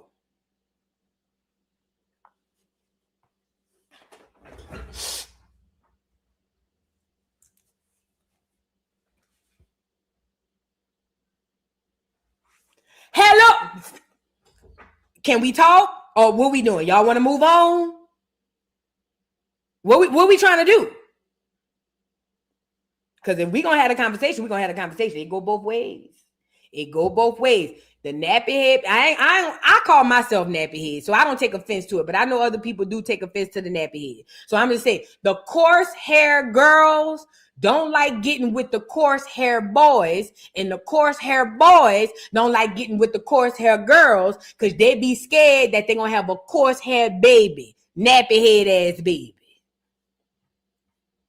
Because I see those couples all the time. I've seen couples where the nigga got the 4C hair and the girl got the 4C hair. And they very far and few in between. Hello? I think we all got a little colorism in us. I ain't gonna lie. I think we all got a little bit of that white boy colorism in us that make us be afraid of our natural state. You know what I'm saying? But thank you, baby. And thank you again for the super chat. Says, love you, Vu. Also, my hair absorbs water within seconds. LOL, she could put grease in water and now the hair done shrink up the water. I just had to advocate for us 4C sisters. Love you, mama. Oh, love you too, girl. I ain't gonna lie. I'd have figured it out, though. She only needed done for about an hour. That's all. She just needed it to be in the bun for an hour. I would have figured it out. But you're right. Thank you, baby. I appreciate you. Manda Panda, thank you for the super chat. Says, Boo, I agree. I have natural hair. If I don't put curl cream, I look crazy. This has nothing to do with being 4C hair. That's what I'm saying. And again, I'm not going to say you have to put a certain product on it, but there are certain things with natural hair that you can do. You know how I know? I was about to say our parents did it, but a lot of our parents put perms in our hair. But even for us younger women, let me say this, because I had to realize this after going natural and being forced to look at myself. A lot of times, a lot of us who be scared of the 4C hair really don't have 4C hair. I'm not talking about this girl. I'm just saying in particular. A lot of us who are afraid that our curls won't be natural or this, that, and the third, it really don't be like that. It be like that because of all of the stuff that we use. That's what dries our hair out, makes it brittle, and jacks it all up. But at the end of the day, in my opinion, a lot of times our hair is nicer than we want to give it credit for. It's just that a lot of times we don't know how to take care of it. But baby is right and Manda Panda is right. It is tough with girls who have 4C. I don't have 4C hair, but I do have a little coily hair. I do have coily hair. I just don't have 4C hair. But I can understand how hard it could be to do it. Trust me, I could believe it. Because even with my bald head, I be over here like, girl, look. I get it. Thank you, Manda Panda. And what you cooking? Thank you so much for the super chat. Says, hey, boo. Hey, boo. Hey. Man, look, y'all, you know what else too? I'm glad we talking about this. This is why more natural stylists need to be available. We got to get more natural stylists. We have to. But don't let that video deter y'all from wearing your natural hair, because it's not. That's not the case. Let's move on. Hold on, because I done boom, boom. Let's get into T.I. and Tiny with the OMG girls. So T.I. and Tiny, y'all remember they had the lawsuit. So apparently this was what happened. There was a company who decided to make some dolls. But in said company, the dolls that they made were literal replicas of the OMG girls. And for y'all who don't know who the OMG girls are Tiny had a group that she created with, it was originally Lil Wayne, little girl. It was Reginae. It was her oldest daughter. And it was another little girl. And I want to say maybe 3 or 4 girls, whatever. They were the OMG girls. Basically, what Tiny did was created a style, created a lingo, created everything for these girls and made it her own. Well, another company, as they always do, because remember, Black America, all these other people are here to do is steal from us legally. Remember, that's what this whole thing is about. It's for everybody who's not us to eat off of us except us. That's what we're dealing with. So when the company saw the OMG girls, they decided to create dolls, but basically copied replica, word for word, bar for bar, what the OMG girls look like. Now, because Tiny had all her paperwork together, she was able to sue said company. Now, it was a back and forth in the lawsuit. At first, they were saying they wasn't going to give Tiny nothing. Then they was going to give her something. Then it was going to be a large amount. Then they reduced it. Then it was going to be back to the large amount. It was all kind of back and forth. And I told y'all, one thing about the powers that be, they don't like to let a nigga win nothing, especially when we've been stolen from. Remember, the name of the game is to steal from us while we don't know it. Tiny happened to catch it, and that was a problem for them because she's not supposed to know that we stealing, and even if she do, she's not supposed to come and sue us. Who the hell this nigga gal thinks she is? And she's only half, but still, that's how they thought about it. So when Tiny sued them, that's why they gave her a lot of the runaround. Well, it ended up being a settled lawsuit. They ended up settling at $70-something million. T.I. came on the internet and said he was retiring, which I told him he shouldn't have, because one thing a cracker don't like is losing. But what he don't like more than losing is a nigga gloating after he lost. So soon as Tiny came back, or told Tiny, soon as Tip came out and said he was retiring, they doubled back on the lawsuit and was like, nah, my nigga, come back to court. Well, then they ended up settling it then, and now they're saying they're back again. And this is the fight that they're going to keep these people in. What they're doing is trying everything they can not to pay Tiny a quarter. This is why they're going to keep this in court. They're going to try to drain them with all their money. And remind you, these are companies. They have unlimited money. Plus, they know the judge. A lot of times, they don't be paying what you pay. So they're going to try to drain Tiny and Tip out of their energy and their money until they don't want to fight for this thing no more. And then these people can have it. They don't want to pay them this $70-something million. Okay. But let's get into the story. It says, T.I. and Tiny OMG girls are headed back to court or back to trial for the 4th time. And here's why. Let's get into this young lady explain why they're going back to court this time. T.I., Tiny, and the OMG girls are headed back to court for a 4th time over the OMG dolls. And if you're thinking, wait, I thought they already won that lawsuit. Didn't they win like $71 million and then T.I. announced his retirement shortly after? Well, the answer to that is yes and no. Let me catch you up. Quick refresher in case you need it. This whole situation started back in 2020 when T.I., Tiny, and the OMG girls sent the toy company MGA Entertainment a cease and desist letter over their LOL Surprise OMG dolls. The OMG girls alleged that the dolls copied the group's name, image, likeness, and overall look and infringed upon their trademark rights. MGA, the toy company, disagreed. And in their disagreement, they decided to sue first. They sued T.I., Tiny, and the OMG girls, not asking for money, but asking for a judge to declare that the dolls did not infringe on the group's rights and that MGA could continue selling them. And in response to MGA suing T.I., Tiny, and the OMG girls, T.I., Tiny, and the OMG girls sued MGA back. And so that's how we got this massive lawsuit. Now let's talk about how we ended up with 4 trials. So trial number 1 happened in January of 2023, but that trial never finished because one of the witnesses testified about MGA stealing ideas from the Black community. And because the judge had previously ruled that there would be no testimony about cultural appropriation in the trial, MGA objected to this testimony and a mistrial was declared. So that's how we got to trial number 2, which happened in May of 2023. And in this trial, MGA won. The jury for that trial agreed that the OMG dolls were not an infringement on the OMG girls.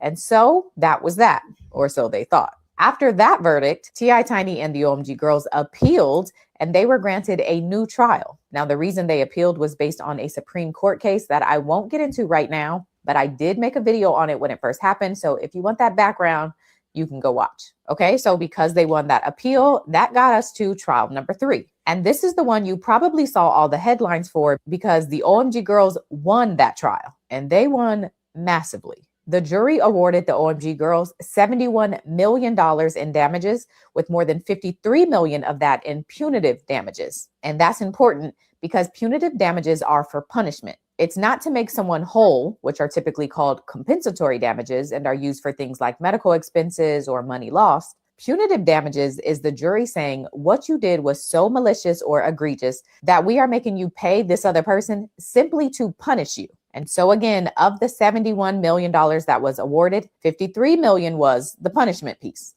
However, after that judgment, MGA filed a motion arguing that the $53 million in punitive damages should be thrown out because 1, the amount is excessive, and 2, because they didn't do this on purpose. And from that motion, the judge agreed.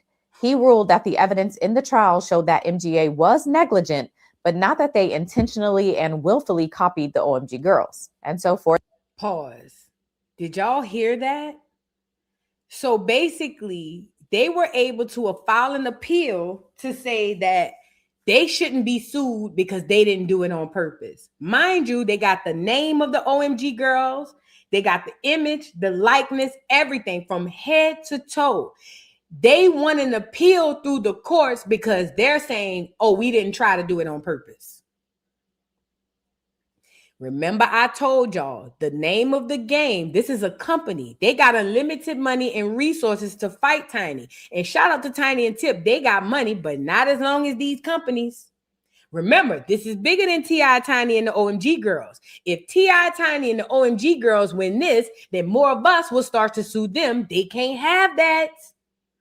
So they're going to drag this court thing out as long as they can to either drain them of their money or make them tired of fighting so that they can keep. They refuse to pay these niggers $71 million. And the judge, the lawyers, and everybody else is in on it too. This is all about these people. I need Black America to understand me, listen to me, and listen to me good. The name of the game is to steal from these niggas without them knowing. But God forbid, the moment they figure it out, these niggas can't get nothing. That's the name of the game. You supposed to be stupid, obtuse, and doggone distracted while they steal everything off of you, and you're never supposed to find out. But if in the event one of you niggas catch it, you never supposed to pay them niggas.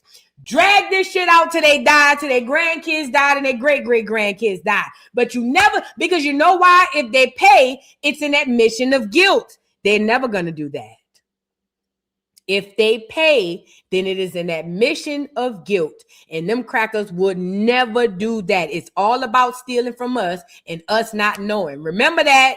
For that reason, he gave T.I., Tiny, and the OMG girls 2 options. Number 1, they could either accept $1 in punitive damages instead of $53 million. Now, who would do that? Or 2, they could choose to have a 4th trial specifically for the punitive damages. And to no one's surprise, T.I., Tiny, and the OMG girls chose a 4th trial. And that is why on June 23rd, this 4th trial will begin. And how do y'all think this one is going to go? T.I., Tiny, and the OMG girls are headed back. Don't look at this as a T.I. and Tiny versus them. Don't look at this. Look at this from a helicopter perspective. I learned that in college. Meaning, take yourself out the picture. Take you out of it and look at this thing from the top as a broad thing. Like as if you could see, if you're sitting at the top of a mountain and you're looking down. There's groups of people, foreigners, who come to America. They don't even have to come. A lot of them stay where they are and steal from us. Wasn't we just talking about the Asians with the HBCUs? They successfully do this for over 100 years. The point is to continue to be able to successfully steal from these people. But also the point is never to pay them, because if we ever pay them, then it is an admission that we've been stealing. So when T.I. and Tiny cornered these people into the corner and say, hey, I got you. Per law, you got my name, my image, my likeness, my creativity, all of it. You have to pay. What did these people go and do? Remember, this is their law. They wrote it. You know what they did? Let's go look for some loopholes. They hired somebody, an attorney or somebody to go find the loopholes. And that's what they've been pulling them back to court off of. Loopholes. The point is to never pay them. Why you think the lady said they could either accept $1 in punitive damage or come back to court? Remember, it ain't even about the money at this point. If they pay them $53 million in punitive damage, then that says you stole my shit on purpose and you knew you were stealing it. They will never allow that to happen. They will never allow. That's why they pulling them back to court. Again, we'll follow the case to see how it goes. But Black America, this is a lesson to you. They've been stealing from you since the beginning of time. It's just that we're just now waking up to catch it. The world is nothing without you, Black America. They have no civilization without you. Everything you see them do, it has a remnant of you in it. You just don't know it yet. You still think you from Africa, duck, duck, goose. Let's move on. Get the likes up on the video. Y'all still windmilling about Africa. And the OMG girls are headed. Y'all still windmilling about Africa. So I know we far, far, far removed from where we need to be. Because we still windmilling about Africa, okay? And that's why they keep us windmilling about Africa. So we can't see what the hell really going on down here. Now, did y'all see this? Speaking of, BET announces Black Advisory Board with 0 Black owners. Let's get into it. BET's Black Advisory Board can't hide 0% Black ownership or heavy Trump ties. On June 2nd, 2026, BET announced a new advisory board featuring Queen Latifah, puppet, LL Cool J, puppet, Bob Johnson, puppet, Troy Vincent, puppet, Raymond J. McGuire, puppet, and George Cheeks, 2 puppets. It says, but an advisory board is not ownership. It's not even decision making. It's representation to keep you niggas watching BET so y'all can watch that trash toilet paper be putting out there. The new panel has no voting power, no fiduciary authority, and no ability to reverse major corporate decisions. BET remains 0% Black owned under Paramount Skydance, while they canceled BET Hip Hop Awards and Soul Train Awards remain indefinitely suspended. Meanwhile, the company's ownership structure, political relationships, and reports commitment to roll back DEI initiatives remain unchanged. The same corporate leadership that controls BET today controlled it yesterday. Adding respected Black culture icons to an advisory board may improve optics, but it does not restore Black ownership, bring back cancel culture institutions, or alter who ultimately makes the decision. As BET prepares for its June 28 award show, the question remains, will viewers focus on celebrity advisors or who actually holds the power? Any nigga that's still watching BET is slow as a turtle. If you watch toilet paper, I already know something wrong with you. But any nigga who watching BET is as slow as a turtle. First and foremost, remember I told y'all 250 years ago, they set this up for today. We don't own nothing. That's done by design. The man who created it, they bought him back to be on the board, but even he don't even have ownership to say yay or nay. He can't even give advice. The only reason that these people are on the board is so you can continue to watch it. That's it. That's the only reason why they're here, because they need you, Black America, to continue to watch it. So they got 2 celebrities, because they know how y'all love you nigga celebrities. They got 2 celebrities, LL Cool J and Queen Latifah. Then they turn around and got Bob Johnson to make y'all believe he has a say-so, because he don't. And some other nigga. You see what I'm saying? But all of this is about representation and optics. Can y'all see the play? I hope so.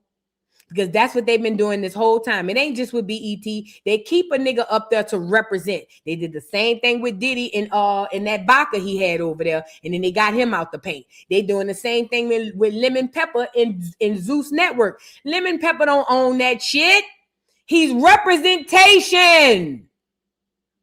So that you could think it's Black owned and you could give it your energy and your money. Let's move on. You know, I be thinking to myself sometimes when I get off a live, in my mind, I be having to tell myself, I can't save everybody. I think when I be giving my messages, I be wanting people to hear it and be like, oh, snap, so they can, make the adjustments. But I be realizing too, and this is random thought, everybody ain't going to be able to make it. You know what I'm saying? I can only give out the information. Again, most of the stuff that we're dealing with is not even for us today. It's for later on. You know what I'm saying? But at the end of the day, I can only give you the information. Let's get into this. Black neighborhoods being replaced. Let's get into it. All around Black neighborhoods with gentrification. We already know they're being replaced like a dog. Got 800,000 illegal immigrants living in Houston. They've taken over all the Black neighborhoods. There are no more Black neighborhoods in Houston. 3rd Ward, Acres Home, Sunnyside, South Park, Cashmere Gardens, Brentwood, you name it. It's gone. All the high schools, there were predominantly African-American high schools. They're gone. They don't exist anymore. The University of Houston, you had a significant number of kids back in the day that went to the University of Houston. It's gone. Gone with the wind. Washington, D.C., Southeast D.C. is gone. Oxon Hill in Maryland, in Prince George's County, Maryland, Oxon Hill, gone. Harlem, New York, gone. Quarter of Chicago, gone.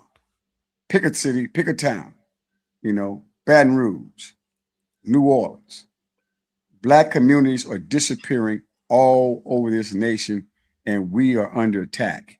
And it's not by happenstance or accident, right? You are being replaced in the job market, right?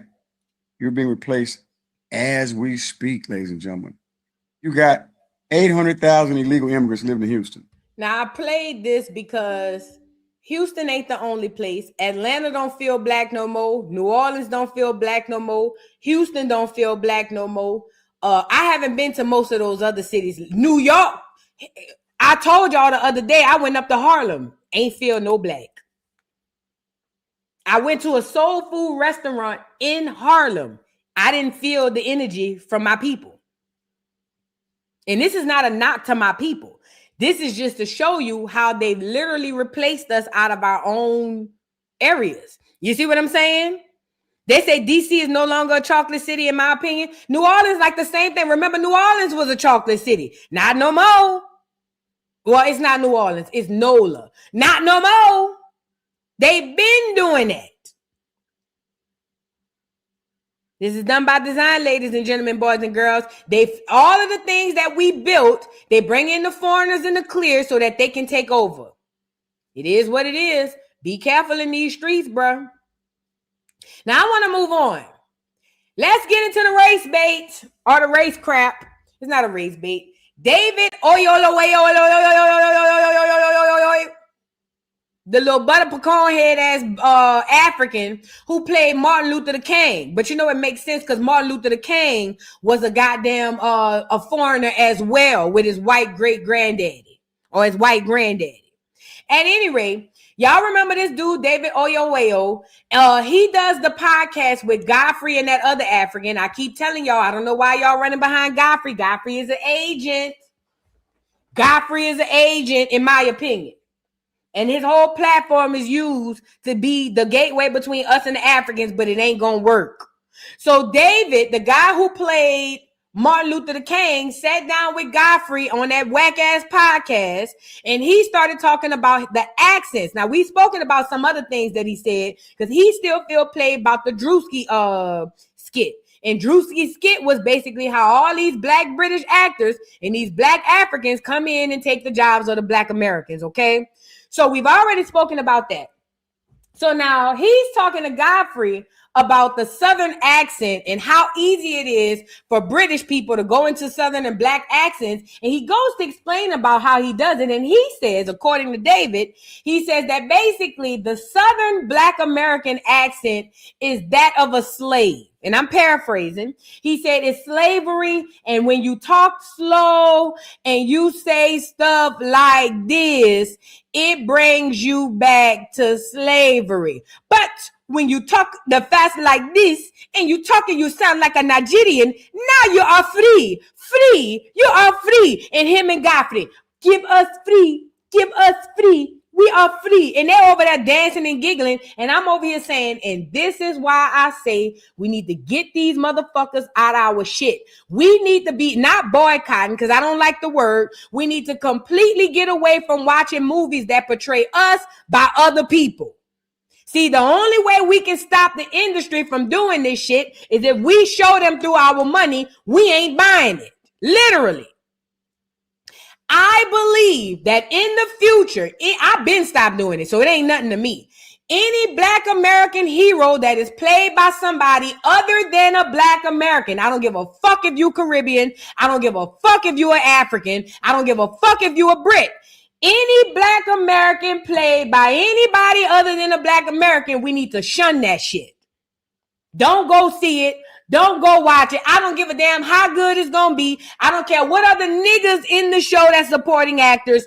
No. Whenever it comes down to play us, we need to say we want only us, for us, by us. If not us, we don't want to see it. Because what I'm coming to find out is these foreigners with the hard ER, because that's what they are. These foreigners are only happy as long as you're giving to them. They come from these third world countries where they don't have shit, but they get to come over here and pretend as if they come from kings and queens. And that shit only works if you buy into it. But the moment you stop buying into it, that's when you start seeing them show their real feelings and how they really and truly feel. And that's what's happening here. Let's get into David as he speaks about the Southern black accent. Let's get into it. Hold on. And remember, this is your boy Godfrey and that other spoonback head African over there too. How about what? A Southerner. Well, if I'm being a Southerner, well, you know what? You know what happens to Southerners? If you take the Nigerian accent like this and you slow it down, you put a lot of slavery in there. Facts. And then you start to put a little bit of subservience in it. This is what starts to happen to the Nigerian accent. Man. This nigga said if you take the Nigerian accent and put a bit of subservience in it, then you have the Southern accent. Mind you, Nigeria is 66 years old. I need y'all to understand this because these Africans get on my fucking nerves, right?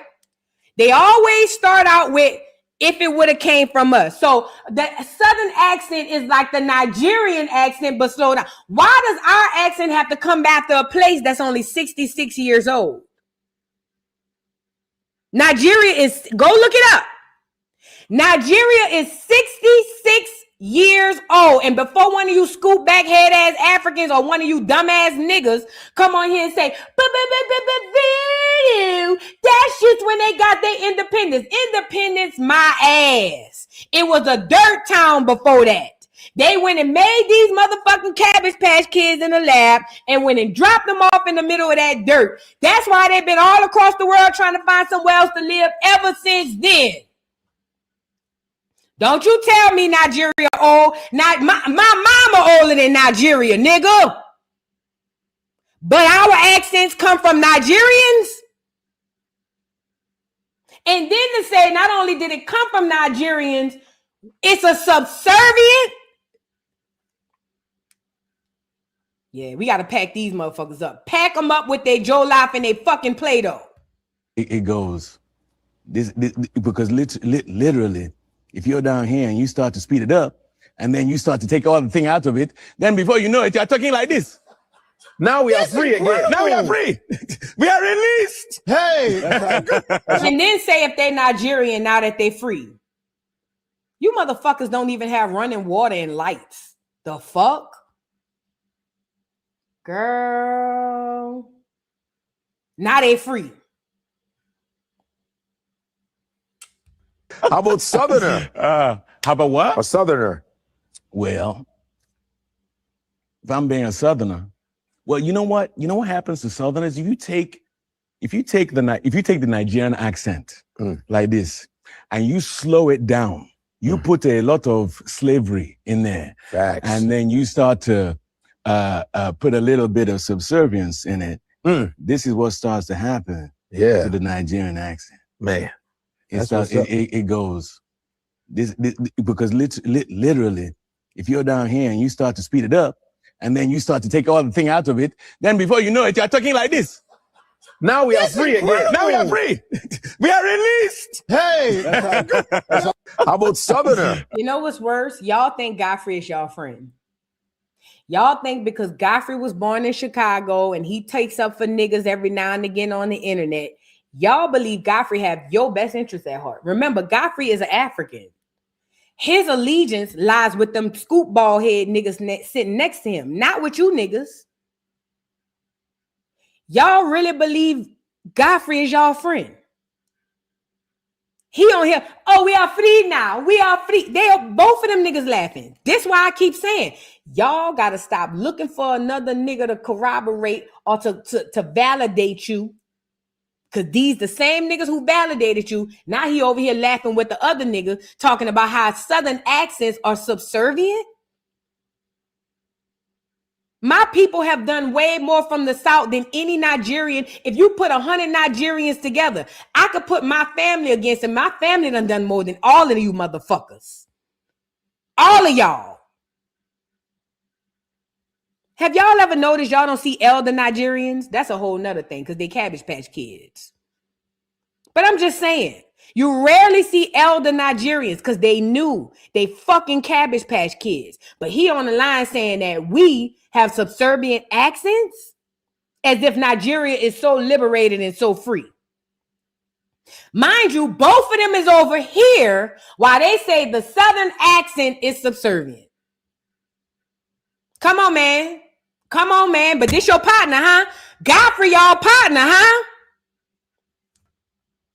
Nigga, any one of my people frolicking with my enemy is my enemy. You can't be my friend and go befriend my enemy. You can't be on my side and be cool with the niggas who going against me. It don't go like that. But this is what we get when we allow these motherfuckers to come. Let me stop using the F word. When we allow these people to come over here and play in our stuff, they get the big head. Because remember, in their minds, we're still stupid. We don't understand the play. We don't know what's going on. But see, we waking up now. And it's a problem. And this Godfrey, that's your partner. I never been a fan. That's your partner. I've never been a fan. I've never hated on Godfrey. I've never had most negative things to say about Godfrey, but I am not a fan. That's y'all the partner. That's y'all partner. They ain't mine.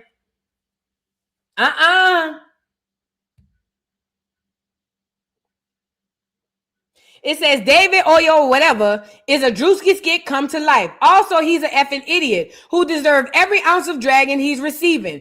Equating the Southern Black dialect or Southern Black American dialect with subserviences is more of a tale of how do view Black Americans or how they view Black Americans in the South and an accurate take on how the group developed their dialect. So they look at us as if we're less than, because that's what he said. They look at us as if we're less than. Sorry. They look at us as if we're less than, and then they create the doggone the accent? Remember, these supposed to be our people, right? So now he responded after the backlash and he apologized, but it's too late, you raggedy mother, you.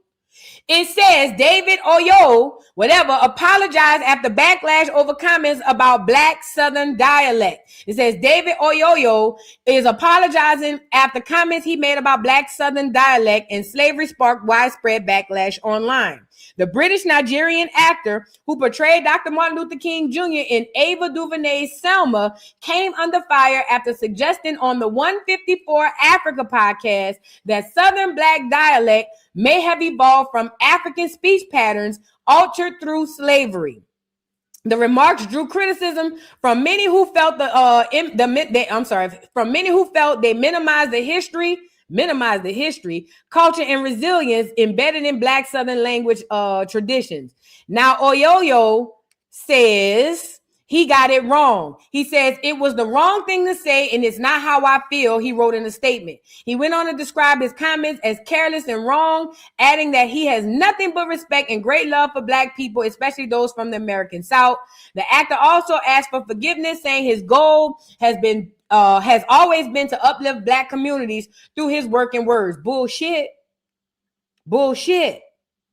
I want to apologize unreservedly to those who were rightfully offended by my comments on the 154 Africa podcast regarding Southern accents. It was wrong. It was the wrong thing to say, and it's not how I feel. Yes, it is. I have nothing but deep respect and great love for Black people of all kinds, especially those from the American South. Reducing a dialect born from the richness and resilience of Black Southern culture to anything less was careless and wrong.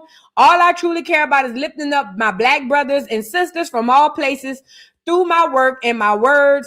Please forgive my failure to do that in this stance. He probably didn't write that shit. His publicist wrote it, and we ain't accepting it. No, you're done.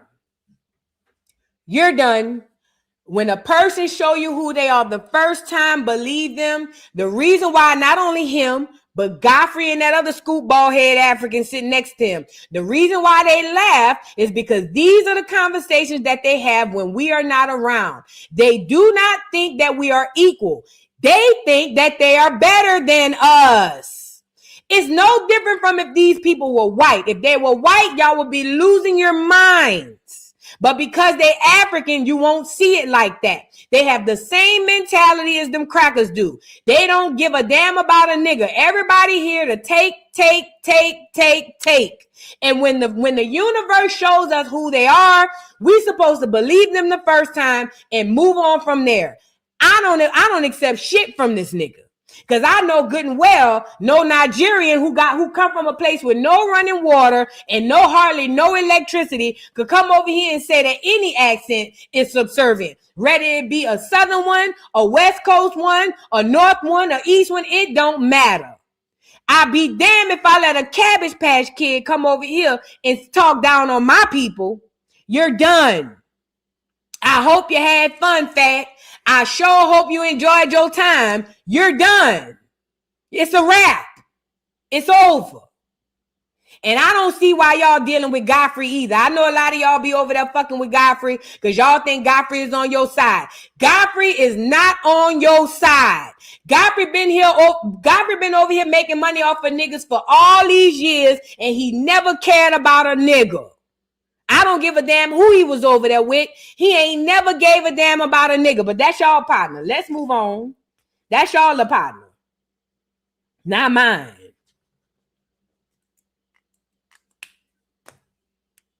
That's y'all the partner. Couldn't be me. Because ain't no way my little partner gonna be laughing with the racist people. That don't even make sense. Ain't no way my partner gonna laugh at a joke at the behest of me. Why would my partner be laughing at a joke that makes me look bad? You see what I'm saying? And let me just say this too, Black America. Whatever you're doing, it's working. Diverting your money back to each other is working. I see the Asians online hollering every day, and I'm starting to see the Africans online holler. Now, the Africans, because they are so big-headed, they keep their ass on their shoulders. They don't think that fat meat is greasy, and that we gonna show them better than we could tell them. Cause see, in their mind, we full of shit, and we gonna have to show them bastards, and we will. But the Africans look at it as, who do we think we are? That's why every time you see an African, they wagging their little goosey soup finger at us to say, how dare you, how dare you. This is what they do because this is what they were taught. They were taught, you're better than them. Go over there and be better than them. That's what they're taught. So when they come over here and they deal with us, that's how they deal with us, right? But every time you turn around, it's one of them little goosey soup bastards wagging their little finger at Black America. And the only thing I could think of is y'all really pressed. And they pressed because it's working. Let me say this too. If we do this thing right, we can get rid of all of the Nigerians. And I don't mean permanently. I mean out of our face, out of our communities, out of our way. Because they're not a large group of people, right? They're a very small group of people who want to represent the whole of Africa, but they don't. They are the newest Johnny-come-lately people that came to Africa. That's why every time they come over here, you rarely hear them say Nigeria. They always start with Africa, Africa, Africa. They are Johnny-come-lately Cabbage Patch Kids that's trying to speak for that whole continent, and they don't. They don't. That's why they're always hiding this Africa, that Africa. They don't. They are the subservient people. It's them, not us. We got lights and water, not them. But every time we do something and I know it's working, I see them come out and say stuff. I seen this girl. Let me get her on here. So this African girl got mad. I guess she mad at Tariq Nasheed. She got mad and look at her wag her little Play-Doh bacon soup ass finger in front of us to tell us that we doing too much. She's saying that we're delineating and it's being divisive. Shout out to FBA. She said our delineation is divisive. Their descendants. She's gonna drag for us, not really drag for us, but she's gonna chastise us. Let's get into this Africa with the bad wig. Let's talk about why the whole FBA, Foundational Black American concept, is stupid. It's also divisive, toxic, and holding the entire Black community back. Yeah, I said it. At its core, FBA tries to gatekeep Blackness. In a nutshell, it basically says that only enslaved Black Americans and their descendants can reap the benefits of being Black because they built this country, and everyone else here is just riding the wave. But here's the thing. All Black people have contributed to the struggle. No, they have not. All Black people have not. What has the African contributed to America? I will wait. I don't give a damn what part of Africa they from. What has the Caribbean contributed to America? I will wait. You bitches ain't contributed nothing. Y'all just came over here, tried on the worst of our wigs, and y'all just started being. Y'all bitches ain't contribute nothing. Progress and the culture, whether you're Caribbean, African, Afro-Latinx, or American born. When someone is anti-Black, they don't check your ancestry history before attacking you. FBA logic ignores how deeply connected our global Black history is. Pan-Africanism exists for a reason. The civil rights movement didn't just inspire people in America, it sparked a global movement. The South African anti-apartheid movement was inspired by the American civil rights movement.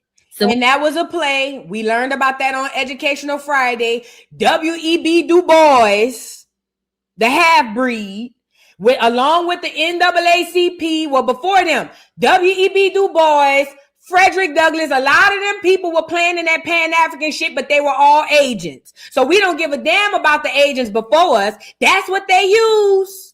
Civil rights leaders like Martin Luther King Jr. deeply influenced anti-apartheid leaders such as Nelson Mandela and Desmond Tutu. The nonviolent resistance tactics used by U.S. civil rights activists were studied in the African National Congress. So that means we helped y'all. That means we gave to y'all. What did y'all give to us?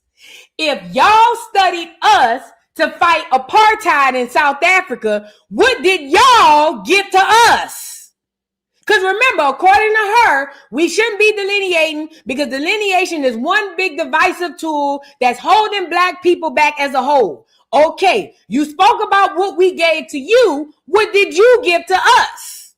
and employed by Nelson Mandela and others. The U.S. student-led protests and boycotts in the 1980s, like the divestment campaign that was created in order to demand companies in the U.S. to stop divesting in South Africa because of apartheid, those campaigns and protests also drew inspiration from the 1960s civil rights sit-ins. Again, more inspiration from us to you.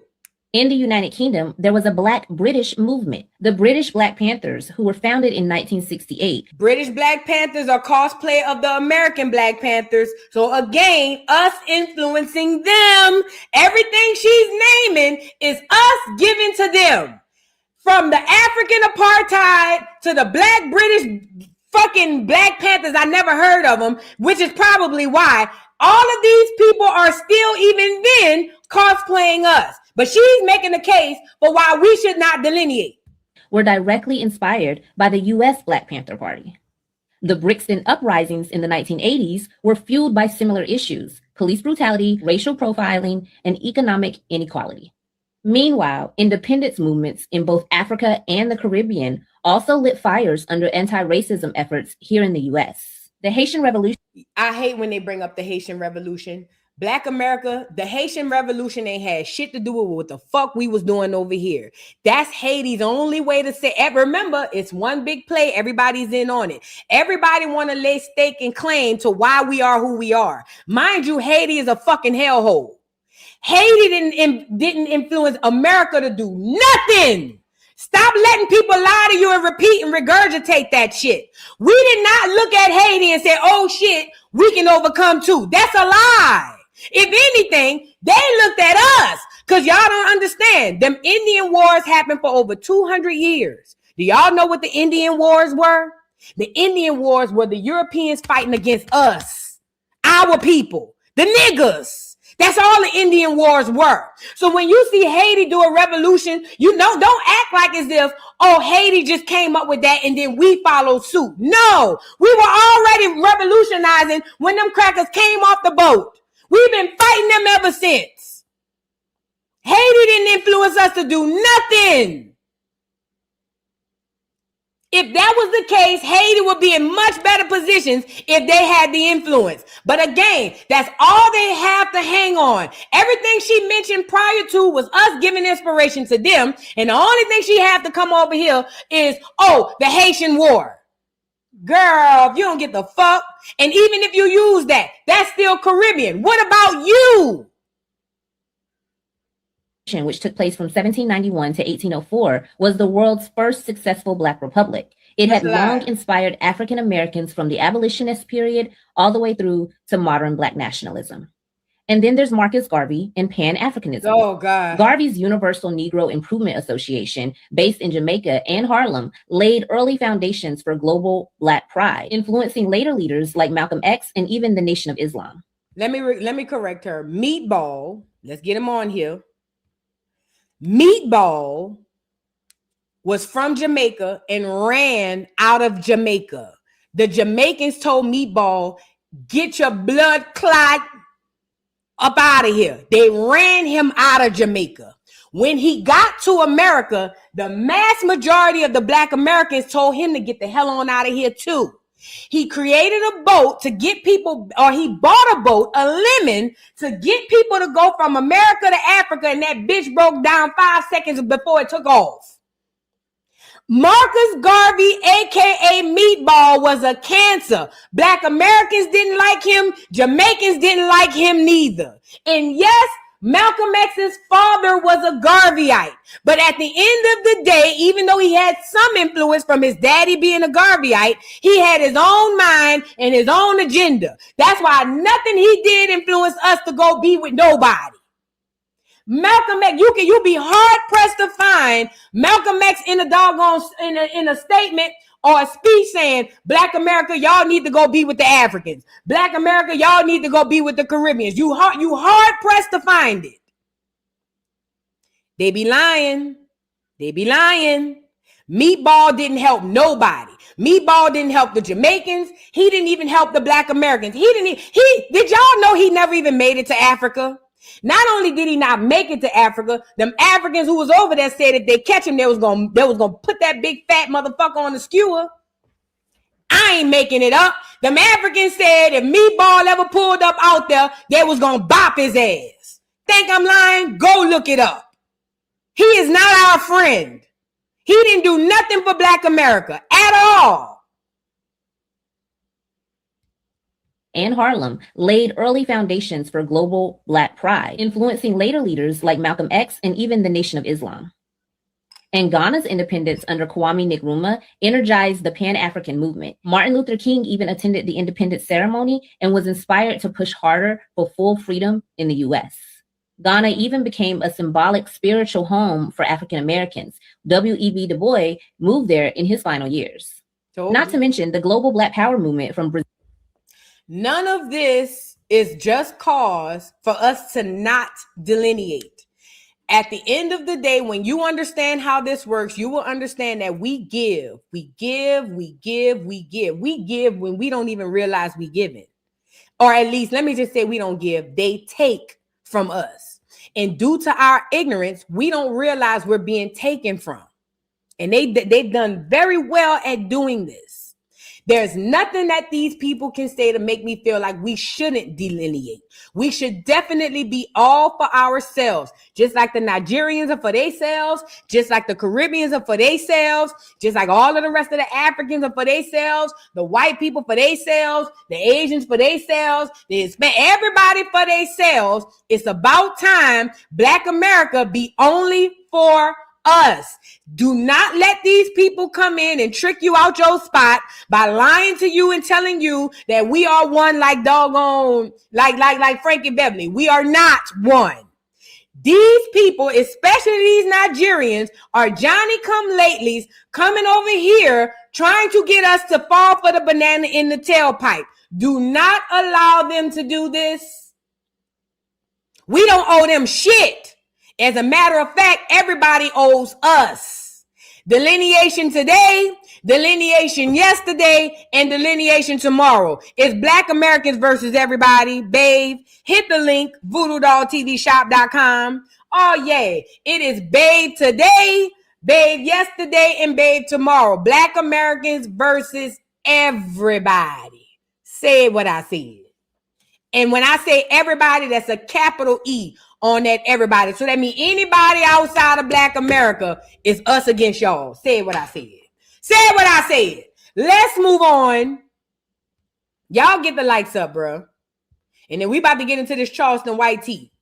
Because I'm about to show y'all he ain't worth a dime too. Because sometimes we're going to have to learn about treason and how to deal with these niggas with treason. We about to get into it right now. Stay right there. Thank you so much for the super chat.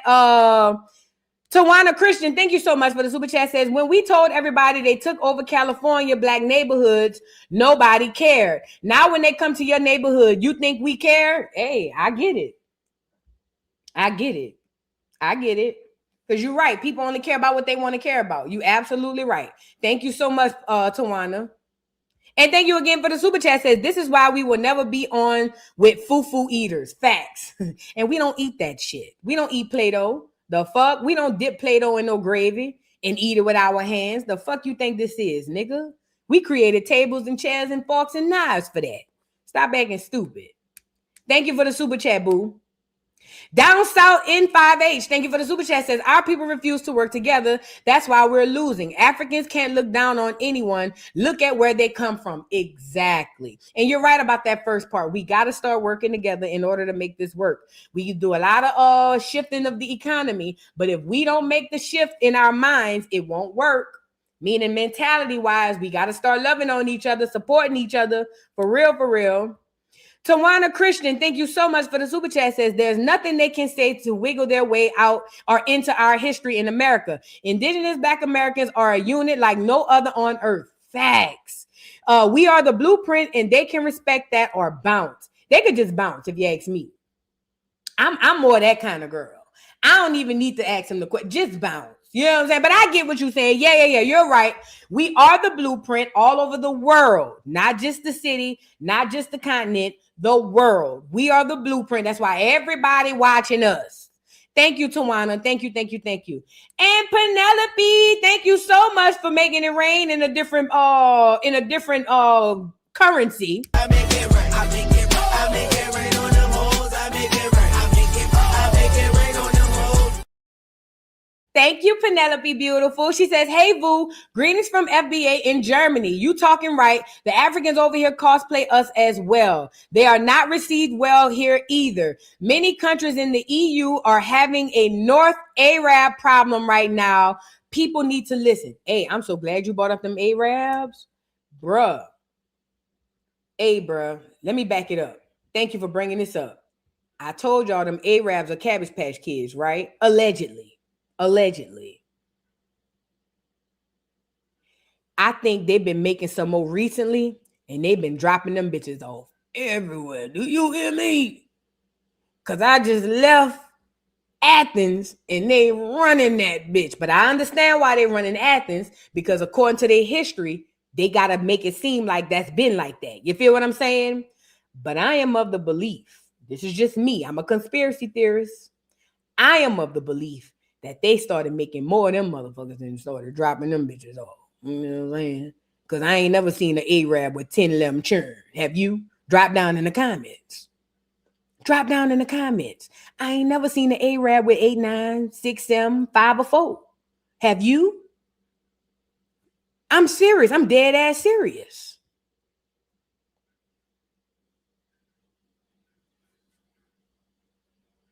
Them bitches everywhere. Do you hear me? Them bitches is everywhere. Them bitches is lit. I'm talking about you can't go nowhere without seeing them bitches. And you know what I'm saying? I think they made a new batch. I do. I think they made a new batch and dropped them bitches off. I said what I said. I believe they made a new batch of Arab Cabbage Patch Kids and they dropped them bitches off. I think they might still be making them too. Ooh, it just came on me. Y'all remember they clone Tyrone? That clone looked like, even though it looked biracial, it looked like an Arab. Them clones that they, let me move on because now my mind going too far. Let's move on. Let's get into Charleston White while we're here. Charleston White and Karmelo Anthony. Charleston White and Karmelo Anthony. Y'all, Charleston should be tried under the law of treason and excommunicated from the community. I'm going to say it again. Charleston White should be excommunicated from the Black American community. And what's the last thing I said? He need to be gone. He need to be gone. Charleston has become more of a detriment than a help. It's one thing for him to troll, but it's another thing when people are literally losing their lives. What am I talking about? Charleston White was helping the Karmelo Anthony family, allegedly. He was helping the Karmelo Anthony family with the case. Now, I want to back it up a little bit further than that because I said this before, but I'm going to say it again. Charleston White was on the internet when Karmelo Anthony killed Austin Metcalf out of self-defense, in my opinion. Charleston White was in the middle of beefing with all of Dallas, Fort Worth, Texas about the rapper and the little bitty girl who got shot. Put a 3 in the chat if y'all remember. What's the name of that rapper in Dallas and his daughter got killed? Charleston, during that time when we were windmilling behind Karmelo, Charleston was over there dealing with that. It wasn't until the Karmelo Anthony situation made its headlines through the algorithm, Charleston switched his gears from the guy and the little girl who was killed at the doggone at the car wash. He switched Lil Ronnie, that's his name. He switched his gears from Lil Ronnie and that little girl being killed at the car wash where he was saying horrible things there. And then he jumped on the Austin Metcalf case. He jumped on the Karmelo Anthony case. But when he jumped on in defense of Austin Metcalf and his family. So he jumped out the window in their direction, not ours. Remember, he was just over there dragging the people in Dallas, Fort Worth, saying, nan, nanny, boo, boo, F the little girl that got killed. If I'm lying, God could take me now. He was over there, nan, nanny, boo, boo, in all of Dallas, Fort Worth, because that little girl got killed. That's what he was doing. When he saw the Karmelo Anthony case go viral, as he always do, because Karmelo, Charleston White is a algorithm dick rider. That's what he does. He has a saddle, and he takes his saddle and he throws it on the algorithm and he tries to ride it every chance he gets. Once Karmelo got into the algorithm, Charleston switched his gears from the little girl, Lil Ronnie, and his daughter who got killed, and he jumped on the bandwagon on the side of Austin Metcalf and his family. Once he received the backlash, because he had all the information all jacked up, he was saying on one hand he had a knife at the school, which wasn't the case. He had all the information backed up. According to him, once he received the right information, he came back and he apologized to Karmelo Anthony and said he had all the information wrong. Do I need to play the video? I think we all saw it. He came back to the internet and said, hey, bro, I had it messed up. I had all the information wrong. I was wrong. That kid didn't do nothing wrong. That's what he said. What we didn't know is behind the scenes, he was talking to the family of Karmelo Anthony. Now, in the midst of him talking to the family of Karmelo Anthony, according to him, he was helping them with resources, money, places to stay, things of that nature. And behind the scenes, he was also speaking directly to Karmelo Anthony. Now, I showed y'all some of those text messages that he wrote, and I didn't realize that I was watching the girl Queen Sheba yesterday when I got off alive, and she's been following the case farther than I have, way, way, way farther than me. However, she went into details about some of the text messages, and I saw a couple of the text messages that he put up where he's basically showing you that Karmelo Anthony was nothing but a sweet kid to him. Nothing but a sweet kid. Let me show y'all a couple of these text messages. So mind you, Charleston has turned on the Karmelo Anthony family, according to him, because of the dad. However, the son is the one that's being screwed over. Look at what the kid wrote him. Happy Thanksgiving. Hey, really appreciate you and happy Thanksgiving. He says, I appreciate that and I'll stay praying for you. Look at the kid. Appreciate it, Mr. Charleston. Good afternoon, Mr. Charleston. I want to apologize for not being in contact for a while, but I also want to let you know how much I appreciate the support you have given me and my family and how much you show you care in the midst of all the hate you and I have both received. This is Karmelo Anthony to Charleston. I also really appreciate and I thank you for introducing me to boxing because I feel like that is something I would really want to build on after this storm is over. So I thank you and really appreciate you and have a happy Thanksgiving. This is what Karmelo Anthony, as the child, is saying to Charleston behind the scenes. So now Charleston goes on the internet run telling everybody how Karmelo Anthony is innocent and how he wants to advocate and help for the family. But remember, all Charleston helps comes with stipulations. You got to do what Charleston say do. So according to Charleston, behind the scenes, he was helping with the family. He did a whole live where he got on live and he recorded the conversation that he was having with Karmelo Anthony's father. And he put that out there. I don't think that man knew that Charleston White was on live. Hold on. Let me see if I can find the video.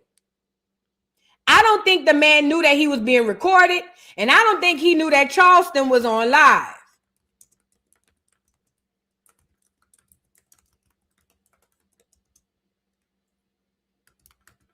Hold on. Let me show you the video where he's on live talking to the daddy and pay attention to what it is he's saying when he's on live speaking to this man's father, this boy's father. I'm calling you trying to make you believe what I believe. Because I really believe that, fam. Nigga, I don't win against my own people trying to convince black people, white people is good, homie. But all white people ain't bad. Why? I ain't never met a bunch of bad white people. So when I saw all white jury, I called you and told you, have no fear. White people ain't that bad. Pause that. Did y'all hear what he said? I called you. This is Karmelo Anthony's father. And I told you, have no fear. White people ain't that bad. This is what Charleston is saying. Pay attention. I had faith in that all-white jewelry, didn't I? Didn't I? Man, listen, I feel horrible because I tried to strengthen your faith with my faith in white people, homie. I told you, man, that white jewelry go do right by us. I told you that, homie, and I believed it. I feel foolish. I feel stupid for even calling you, trying to make you believe what I believe. Because I really believe that, fam. Nigga, I don't went against my own people trying to convince black people, white people is good, homie. Only to look like a fool in such a case. It's hard to defend. It's hard to defend what we see, homie. When they defend the Chinese man, George Floyd laid on the ground, homie, and didn't flinch. And white people had no compassion for him. So why would I expect them to have compassion for a kid who has epilepsy, like an autistic kid? This kid has saved more children's lives as a kid unintentionally than he ever thrown a punch or had a fight. So that was Charleston speaking to the dad. And remember what he said. According to Charleston, I convinced you to accept the all-white jury. Now, let me just say this as far as the dad. I get it. They probably never been through nothing like this. But my problem with the parents is y'all didn't take any of this into your own hands. Y'all were just letting them people toss y'all around like rag dolls, okay? But I'm not even going to get on that. Charleston calls the daddy, goes live, and show us that he's been speaking to the daddy. Now, this is my theory. My theory is Charleston was a paid agent and he was sent over there to do exactly what he did. And I'm going to show you why I believe that to be true. Because Charleston literally played both sides on this thing. We already saw the Watermelon Felon t-shirts, right? Let me see if I can pull that up. We already saw the Watermelon Felon t-shirts that he posted. Apparently, Charleston, Austin Metcalf's father had made up a name for Karmelo Anthony because he felt like people wasn't taking his sons that seriously and called him a watermelon felon. Well, then guess who decided to buy the trademark and create the images and put them on shirts? Charleston. Now, mind you, Charleston and Austin Metcalf's father went back and forth because after Charleston switched back sides to go over to Karmelo Anthony's side, he started calling Austin Metcalf's father a drunk, an abuser, all kinds of stuff. And then Austin Metcalf's daddy said, Charleston White, you think you're funny, huh? We'll see who gets the last laugh. That's exactly what he said. And I believe, this is just what I believe. I believe that man made a call and Charleston been backpedaling ever since. I also believe that they the reason why he's selling this shirt. I believe the Austin, because y'all don't understand how racist these people is down here. I believe Austin Metcalf daddy came up with the name of the slogan and told Charleston, I'm going to make you sell it to your own people. And that's exactly what he's doing. This is just what I believe. I don't know it to be a fact. I don't know if it to be true, but I find it odd that he's selling Watermelon Felon shirts. And if you let Charleston tell it, he's doing it because he wants to. Bullshit. Bullshit. I believe them crackers said, oh, we about to make an example out of you. And I believe they the ones told him to sell these goddamn Watermelon Felon shirts. But he's going to advertise it and play it off like it's him. I don't believe it. Okay? Now, he goes back and forth with the father, and then he comes back with these Watermelon Felon shirts, and he keeps advertising it. According to Charleston, he's going to continue to sell these shirts because he's playing with the internet. Mind you, this young kid lost his life. He's literally behind bars about to serve 35 years because his parents were misled, and he was in a racist town and got a jacked up trial. And mind you, Karmelo did nothing to Charleston White. Karmelo Anthony did absolutely nothing to Charleston White. Yet and still, Charleston White, instead of dealing with the father as a grown-ass man, decides that he wants to take the boy through it. And now he's selling Watermelon Felon shirts to all of the crackers who gonna buy. And to the niggas who don't understand what's going on, the white folks is gonna buy from Charleston because they like Charleston. White people like Charleston. They don't care about what he say on the internet. White people like Charleston because it's more juice than squeeze. They get a lot out of Charleston just being him. So now backlash comes after Charleston creates these shirts. Because now Black America, even those of us who thought he was still cool and maybe he just was this, that, and the third, a lot of Black Americans started waking up like, wait a minute, bro. This boy not only lost his freedom, we literally in a fight for our own freedom. And then you over here playing. So a lot of Black Americans started coming out and bashing Charleston as they should. Because it's one thing for you to switch sides, which I think is jacked up within itself. But for you as a Black American man to turn this boy's face into watermelon rinds and put this on the shirt, you worse than a cracker. Charleston is worse than the racist white people in Texas. You know why? Because he'll do this type of shit with no type of fear and no type of thought process of what it'll do to the people. Charleston is a fucking cancer to Black America, and he needs to be up out of here expeditiously. Now, after the backlash started rolling out, Charleston started seeing it, and this is what he has to say. According to Charleston, he says he's making shirts for both sides, and he's getting rich doing it. But pay attention. He's trying to make it seem like it's not that big of a deal, y'all. Y'all know I'm a troll. Y'all know I just be playing. Nah, nigga, you're done. You're done, Charleston. It's a wrap. We need to force him to go be by them white folks and stay over there. Let me tell you something about a nigga who love the cracker. A nigga who love the cracker, love them down, but they don't want to be over there 24/7.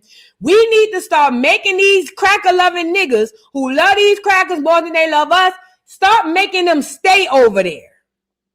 Since you want to go over there and be on the side of them, stay your ass over there. I bet you he won't, though.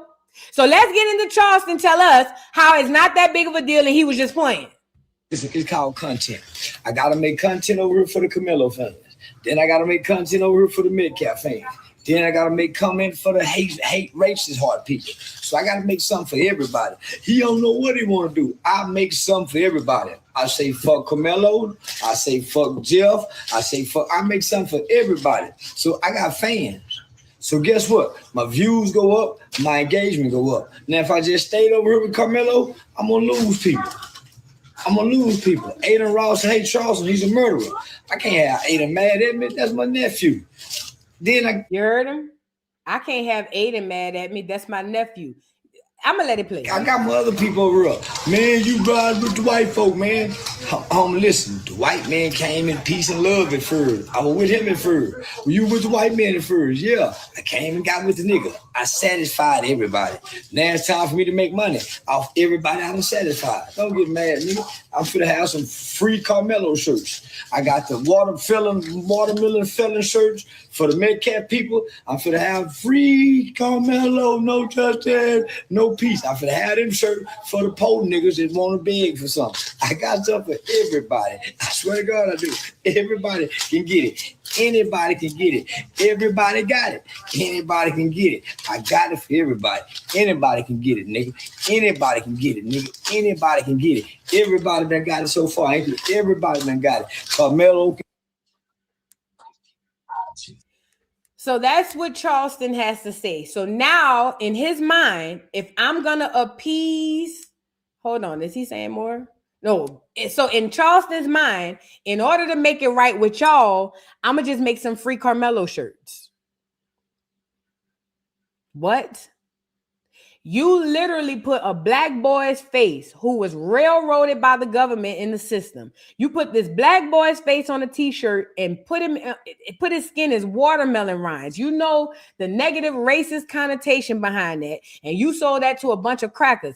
Now you're going to make free Karmelo shirts and try to sell them to us? Even if you think he just trolling, you can't be this serious now.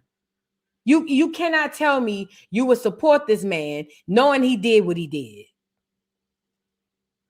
He's trying to save face, y'all. That's what he's doing. He's trying to save face so that you won't think it's that deep. That's why he on this bitch counting money saying, see, I appease this side, I appease that side, and now it's time for me to make money. It's not that deep. He's trying to make it seem like they're on this even playing field. Everybody's on this even playing field and everybody could get it. That's a lie. Because ever since that cracker came out and said, Charleston, you think you funny, he been mom's the word. We ain't heard him say shit else about Jeff Metcalf. So don't tell me that. That cracker shut him up. Now the only thing he can do is address us.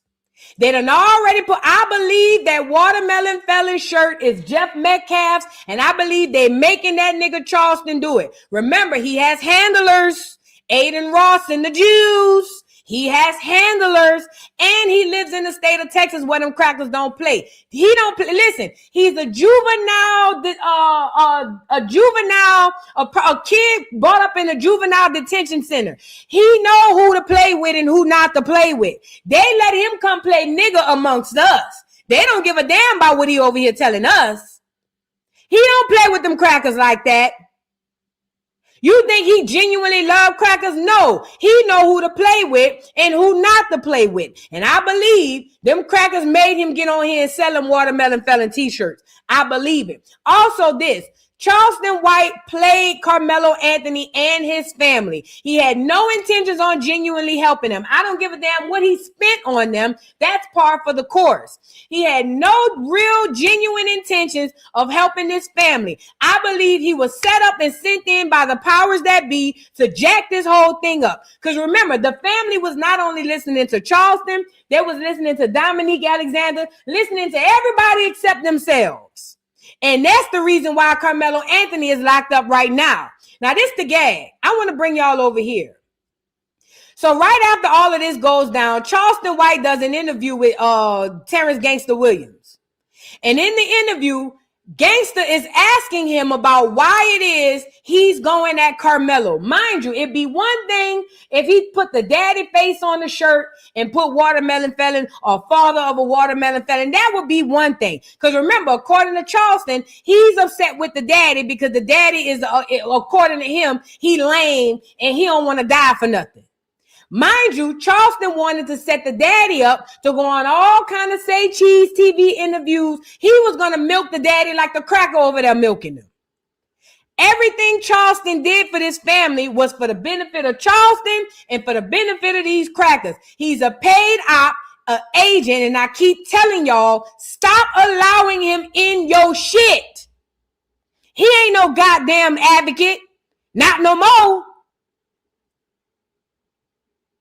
He's a well-dressed, well-paid ornament. He's just there to make it look like it's lit over there. It's not. I'm pretty positive Aiden Ross done already rammed him in the butt by now. He did ask, how can I get on? And Aiden Ross said, let me screw you in the butt. It's time to let Charleston go. I don't give a damn how much good shit he say. It's time to let him go. But I want to show y'all this interview he did with Terrence, and he's going to talk about behind the scenes what he was doing for the family. And he's going to say out his own mouth, oh, I didn't believe that white jury was going to get that boy off. Now, this is the problem. You said over here that you didn't believe that the white jury was going to get the boy off, but you got on the phone with the daddy and told the daddy that you really believed that was going to get that boy off. Charleston got Karmelo Anthony locked up. If he didn't do it solely by himself, he had a huge hand to play in it. Let's get into Charleston, talk to Terrence Gangsta Williams about it. Called me back and said, man, we didn't even have the medicine. I said, I got the $1 million. I got called from, man, some big name people. And I told them we're not doing no GoFundMe. We're not doing nothing publicly where we got to go. I don't beg nobody to answer for nothing. I don't believe Charleston talked to no big name people. I don't believe he had $1 million. I don't believe he had celebrities willing to pay. And I also believe he wearing them glasses so we can't see his eyes. That nigga is an op and he can't even look us dead in the face and say it. Oh, the strongest man in the land. So nigga, I'm a strong. So yeah, I can't. Yeah. So a lot of people don't want to do it publicly because they don't want to be, it's too political. It's race, yeah. So they'll love to give in the dark. So I never came and said anything publicly. In less than 24 hours, I was calling him, saying, hey, we're gonna meet here to get the lawyers the money. We're gonna meet here to get the lawyers the money. So I reached out to a pastor who's not a political pastor, but he has a non-denominational church. He has conservative friends. He has, he's connected and respected. So I said, Pastor, can we meet here do an interview with Say Cheese TV. See? The Say Cheese TV interview, I'm gonna put that 10,000 in his pocket. I'm putting that 10,000 in his pocket. I hit Vlad up. I hit some more people up. Sean Mike Kelly to get them some interviews. See, he was about to listen, Charleston talking about getting these people interviews. Charleston makes money off of bringing interviews to these platforms. Charleston making it seem like he was really doing the family a favor. Oh, they said they needed money, so I was going to help him get money. Say Cheese TV interview, that interview. Charleston gets a kickback for bringing the family to these platforms. He ain't doing nothing to help these people. He trying to do them like the people doing him and screw them over. So I hit him Antoine Daniels. So I'm finna put them some initial cash in their pocket. It's 10 to 15, 20. Right now, this lawyer money going directly to the lawyers. We're setting this up for Friday. I had a show in Cleveland, so I'm gonna leave Cleveland, come here, meet with them, and get everything set up.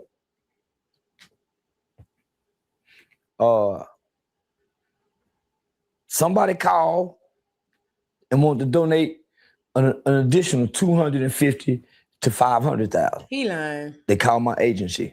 He lying. That nigga lying. He lying about all them donors. I know he lying. That kid's gonna do about 18 on that 35 now. Well, let me back him up. My game really helped this guy. We can really help this guy. But if you guys come in with this race shit, man, y'all got Texas up. Y'all got Texas up. And when y'all file that first motion for a new trial, they're gonna deny it, and that kid's gonna do about 18 on that 35 now. My game was to change the narrative. I told her daddy, we not finna make it about race. The issue is about the prefrontal cortex, the lack of brain development at his age. The Supreme Court said those are factors to factor in. We worked on a milligram rule. So we got George Token him out, Eric Brown. So man, the kids who had life without parole throughout the country, this has been the deciding factor of getting them home. Brain development, being impulsive. This was not intent. So I told her dad that was angle. Behind my back, before the meeting, he met with Pastor and asked Pastor, after we pay the lawyer, where's the rest of the money go? Who go handle the rest of the money? Me, nigga. They giving it to me because they trust me. Why would I give my credibility to you? And let me just say this. Charleston is supposed to be upset with the dad because according to Charleston, the dad wanted the extra money left over. Let's just say that's true. What does that have to do with you dragging his son? What does that have to do with you putting his son's picture on a t-shirt, calling him a watermelon felon? If your problem is with the father as a quote unquote man, you claim to be a man, take it up with the other man. Why are you attacking his child? This is supposed to be a man. He the one going around all these podcasts talking to other quote unquote men about how to be men, and he don't even know how to deal with the other man. Karmelo is a child. If your beef with the daddy, beef with the daddy. Why are you putting the kid on the shirt? Hoe ass nigga. Bitch ass nigga. For the love of money, not money. The love of money is the root to all evil. If Charleston don't teach you nothing, he's showing you when you love money so much, it will make you do all kind of evil shit just to get it. Charleston has a desire and a love for money that makes him forget all rhyme and reason. Everything is about $1 for this nigga. If it means a child have to lose his life, parents have to lose their kids, people have to die, he don't give a damn. All he cared about is the money. For the love of money, not money. For the love of money is the root to all evil. You got a problem with his daddy, but you attacking his son, you little dick bitch. I'll never respect this nigga. Never. As a quote unquote man, you supposed to take it up with that man, not his child. You've been doing it. He wanted to get the money and then separate from me.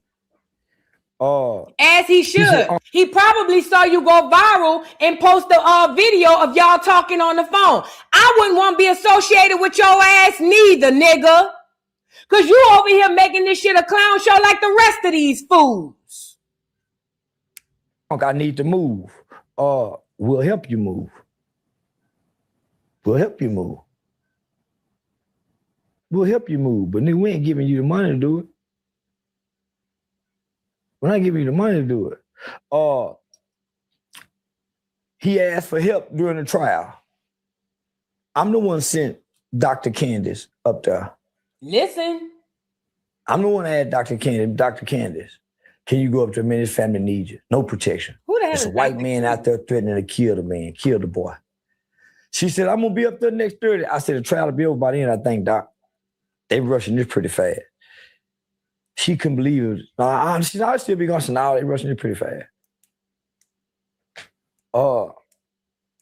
He asked for this help, homie. Only to leave all of us hanging. As if we invaded. No, he asked for this. We felt like he was worthy of it because of the kid. Not that the kid need to be let go free. But when you look at when you look at all the facts, not the this the agent bitch he talking about? This lady who be online acting like she give a damn, who be cursing people out? This the lady he sent over there? Because I ain't hear her say shit when the trial was going on. I saw her after the trial. But this the lady he sent over there, the one y'all think got y'all back for real? Y'all just don't understand. He calling other publicity people in, and you saying that the man wanted all it. Wait, pause. According to Charleston, he want to go with the daddy want to go with Benjamin Crump. What makes Benjamin Crump and her different? Get the lady up here. What makes Benjamin Crump and her different? This is a genuine question. What makes her different than Benjamin Crump? Because all of them niggas is grifting off of us. What makes her different? Oh, my bad. Because she be online cursing. Girl, let's get back to it. I forgot it don't take a lot. My bad. Immediate facts. When you look at all the facts, then sit the facts to the side. Because the facts ain't the truth. That's why the prosecutor got facts, the defense attorney got facts, and each is presenting different facts as their truth. So let's look at all the facts. We'll analyze the facts and we realize that facts are not the truth. Why? What's the truth? Karmelo never got up there. Hunter never got up there. And every kid that was up there never got up. Because what he's doing is filibustering. He wanted to bring you all around the world in your mind about shit that we already know so that you can forget that we asking him, why is you attacking this kid? That's what he doing. He filibustering. Crime intervention. I want to be crime prevention. Look. Right? Prevent our He kids don't know from what he going. wanted to be when he grew up. lawyers. Nigga don't give a fuck. Nigga, somebody I know ain't a big dog on their yard. I'm guaranteed his protection. No, you're not. In prison. Don't believe that. According to Charleston, he said he's guaranteed Carmelo Anthony's protection. He's a liar. He's lying. That's why he got them glasses on so you can't see his eyes. He's lying through his teeth. He acting like them Jews. No cap. He is. I'm saying that before the camera. Yeah, nigga. Ain't nothing gonna happen. Not in Texas. He lying. If anybody touch him that's not black, it'll be a war. He lying. He lying. It'll be a war. He lying. Oh, you gotta think, nigga, I grew up in a boys' home. And then I spent 12 years, nigga, in and out of every state juvenile facility in the country, nigga. If not, especially in Texas. All the young and the killers, I met them when they was in elementary, when they was in middle school. I met them at the after school program, juvenile detention center, the donut dads giveaway. I've been indoctrinating the kids with Mr. Charleston, nigga, since 2012. Them my babies down there that know me, nigga, coming in with them anti-gang cognitive intervention programs. Ain't no kid who was there in 2012 still there in 2026. Charleston don't know nobody down there. It's great that he did all of that in 2012, but there's not a kid from 2012 who's there in 2026. Henceforth, Charleston don't know nobody down there. He lying. All them YN love me. He lying. They watch my video. They call me from the... Yeah, nigga, all the young niggas call me from down there. I done already sent word. Say he coming, y'all. Y'all make sure my baby all right. That's baby. That's what I said. That's my heart. He lying. That little nigga go be out Johnny Cochran. I told him, y'all make sure he get in the law library. So you said all this to the kids in the juvenile detention center, and then out here you put him on a shirt. The little nigga been studying law like Unc failed to do.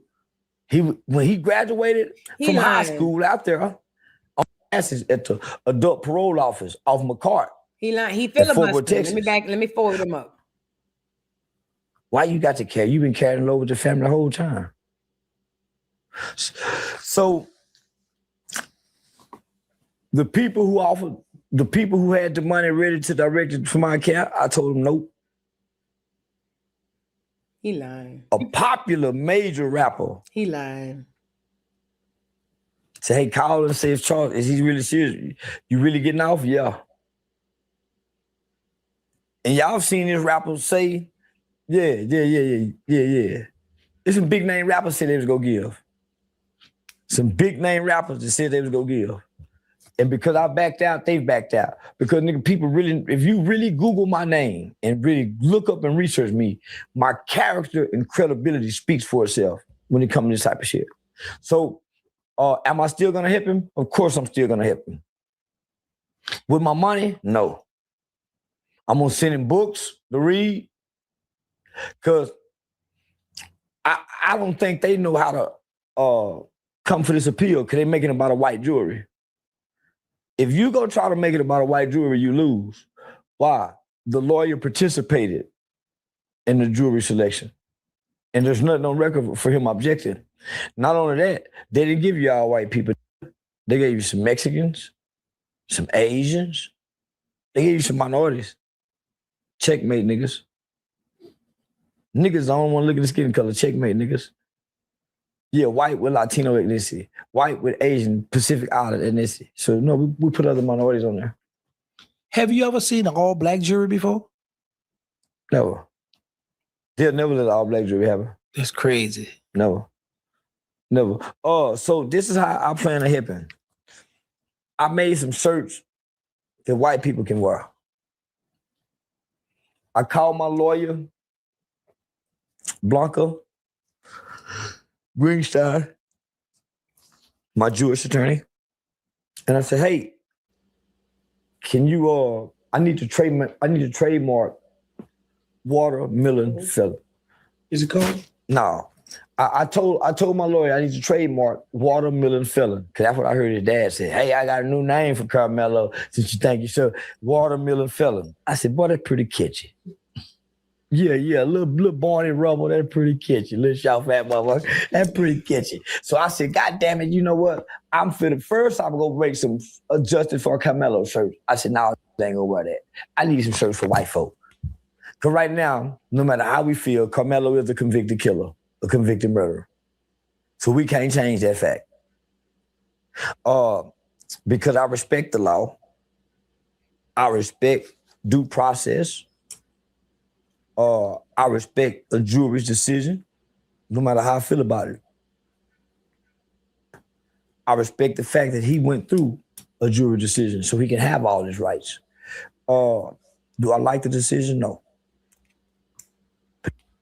How can you argue with he went to jury trial? Did I believe all white jury could be so cold? Pay attention. Not today. Because Collin County is not an all-white town anymore. But that's just on the surface looking. That shit was orchestrated from start to finish. Men, black people wasn't paying attention. He lying. He's, first of all, Charleston, I'm seeing what he's doing. He's trying to make it a us issue because he wants to deflect off of his jacked up and how messed up he was. This had nothing to do with black. First of all, the white people made it a race issue when they found out a black kid killed a white kid. Number one. Number two, he keep trying to put it on us to deflect from how fucked up he is. From how fucked up he is. You went and told that Karmelo Anthony family that you had trust in that jury, that you thought that jury would do right by their kid, and you knew that was a lie. Let him finish. So I don't give a how they feel about what I'm saying. I've been there when y'all ignored it. Bullshit. Y'all was stuck on Lil Ronnie and Chink. That's a lie. Do you know it was someone from Collin County Court that was releasing the family's information to journalists and other people? They was going in and when he was bonding out of jail, it was somebody that was inside the court system that was doing that and got caught. She got caught and got suspended. Everything about them people being released.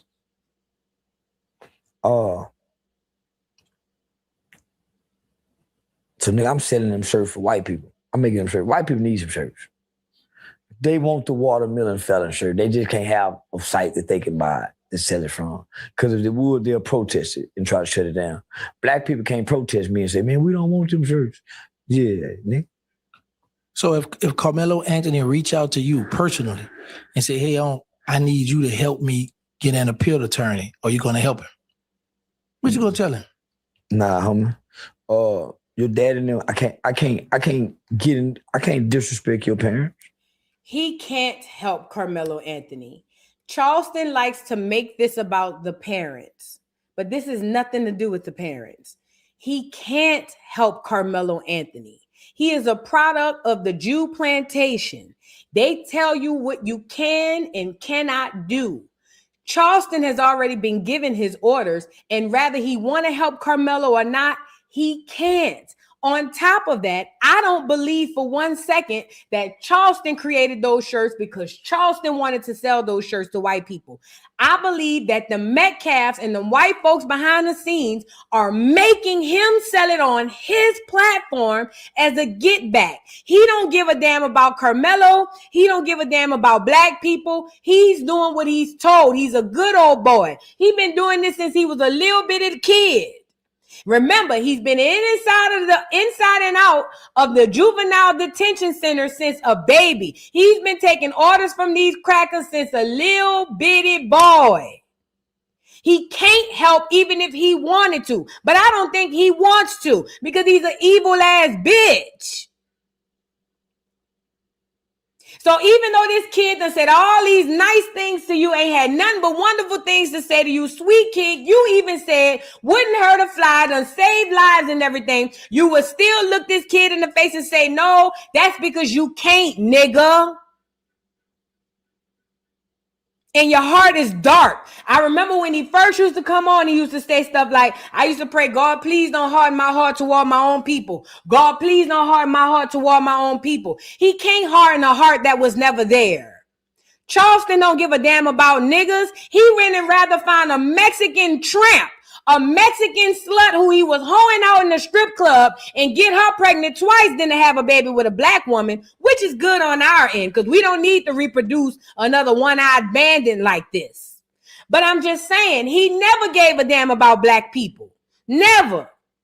He's just been able to operate amongst us and act like he's for us, but he don't give a damn. You looking at a paid operative, an agent, Judas in the Black Messiah. He got close to that family and made that family believe they could trust him so that he can whisper in their ear, tell them, don't do this, don't do that, take this, take that. He did all of that. So at the end of it all, he could sit right there and collect his money while that kid go to jail. Remember, his original stance was he was on Austin Metcalf's side. It wouldn't surprise me if he wanted Karmelo to go to jail his damn self. Because, see, I don't buy that this always be the character when he be talking. He hides behind that character shit. I don't buy for 1 second when Charleston be running his dick suckers, that be the character. That be Charleston. He done got paid. They done told him what he can and can't do. And now he gonna sit there with his hand behind his head as if his hands is tied. Bullshit. But I wanted to get to the part where he said that he knew the jury wasn't gonna quit the kid. I can't do that, homie. Why? Because for you to make the decision, you have to make it with him. Yeah, I honor a nigga mother and father, but nigga. As much as it hurt me, nigga, I tell people all the time, nigga, kids have to suffer based on their mother and father's decision, no matter what I'm connected to them about. So what about, and I'm not even going to say it because I don't even want to put that on Charleston's kids. And Lord knows I would never put any negative juju on anybody's kids, okay? But all of the horrible things you say and do, what if somebody took that same advice and said, your kids need to suffer for what you do? Let that sink in. The world's going to treat you according to who your mother and father are. So what's your thoughts on that 35-year sentence when he handed down? Here you go. Boy. As long as it seems, he's still young when he come home. It's a typical juvenile sentence. So in the state of Texas, a juvenile can be sentenced up to 40 years for a crime, for a felony crime. So most of my had 40 years, 30 years, 35 years when we was kids. So for the judge to give that, it's not a harsh, extreme sentence in Texas. That's normal for a teenager, even if they was a juvenile. Just juvenile with a murder case would get 35, but couldn't get no more than 40. So he stayed in the range that most juveniles would get if they was in juvenile court. So I kind of peeped the play on that. Okay. Yeah. Shout out to the judge, by the way. See, hey, he makes sure he let them crackers know he on their side. And I'm still on the Metcalf side, but shout out to the judge. He gotta make sure them crackers know. See, y'all don't know racism in the South. And for y'all who know, y'all know exactly what I'm talking about. He have to make sure them crackers know I'm on your side. Shout out to the judge. Shout out to the jury. Shout out to the He have to make them know I'm not on their side. I'm on your side. That's why he does what he's doing. What you shouting out the judge for? He literally told you that Collin County is racist AF, but now it's shout out to the judge. Come on, man. Let's switch gears for a second. So Jeff Metcalf. Yeah. Yeah, he had some choice words for you. As he should have. Look. As he should have. All seriousness, man lost his son, my nigga. Look. And I took the side of the guy who murdered his son. Where in the beginning, I was with Jeff. Since when has Charleston White had compassion for a man losing his son? Because I can recall Gilly the kid's son being shot down and slain in the corner in the streets, and you went on a campaign saying fuck Gilly and his son. But when it come to this cracker in Austin Metcalf, now it's, I have to have compassion for this man because he lost his son. Even though I'm not a fan of Gilly, you didn't even share that same compassion with Gilly. But he got it for Austin Metcalf daddy. Remember Austin Metcalf daddy said, Charleston White, you think you funny, huh? We'll see who gets the last laugh. That's what he said. You know, I was with Jeff in the beginning. For one, I thought Karmelo was guilty from premeditated murder from taking a knife. Even after I found out it wasn't premeditated. Jeff showed up with a forgiving heart. No, he did not. And can't nobody take that from him. Swear to God, nigga. How mean he looked behind them glasses. His words was, he had a forgiving heart, homie.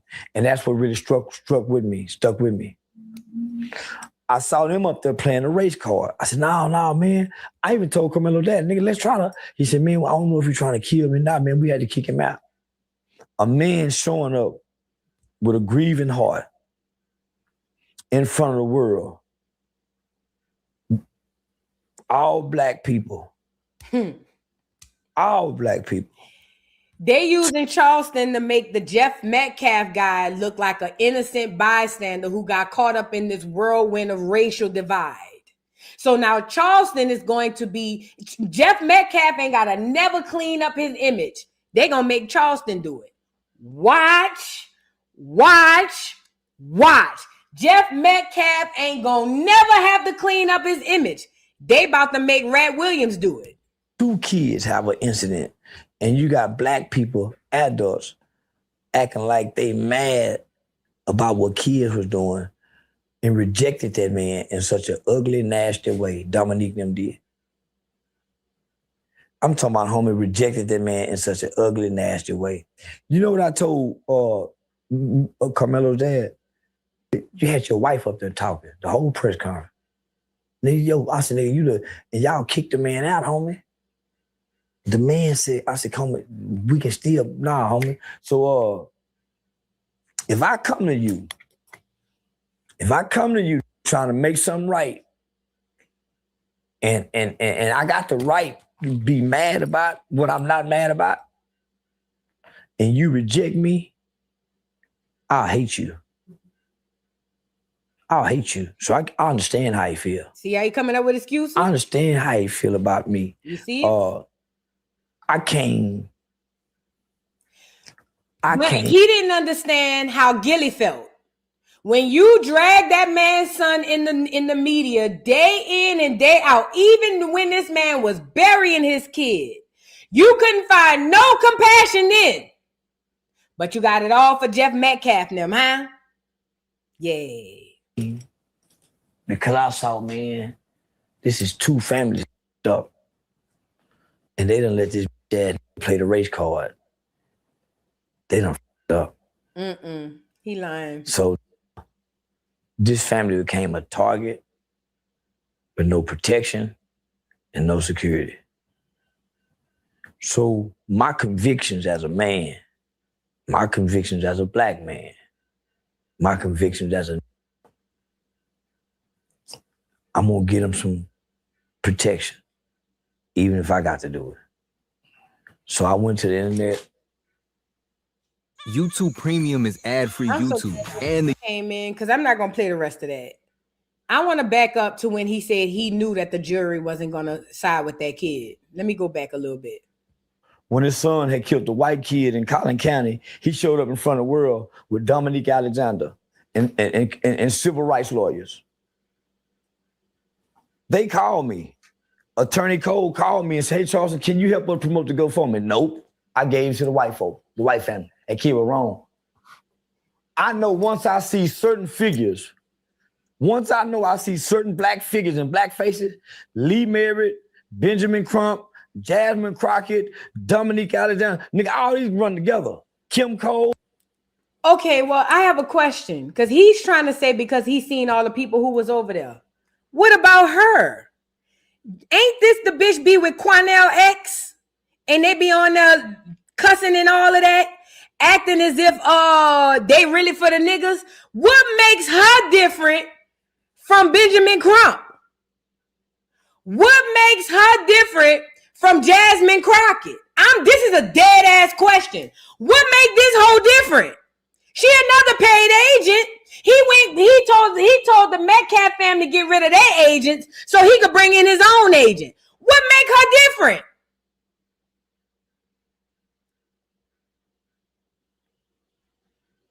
Go look up Dr. Candace so y'all can know exactly what I'm saying. A bunch of Johnny come lately bitches who love catching. Everybody got everything to say about Karmelo at the end. Everybody was mum's the word during the beginning.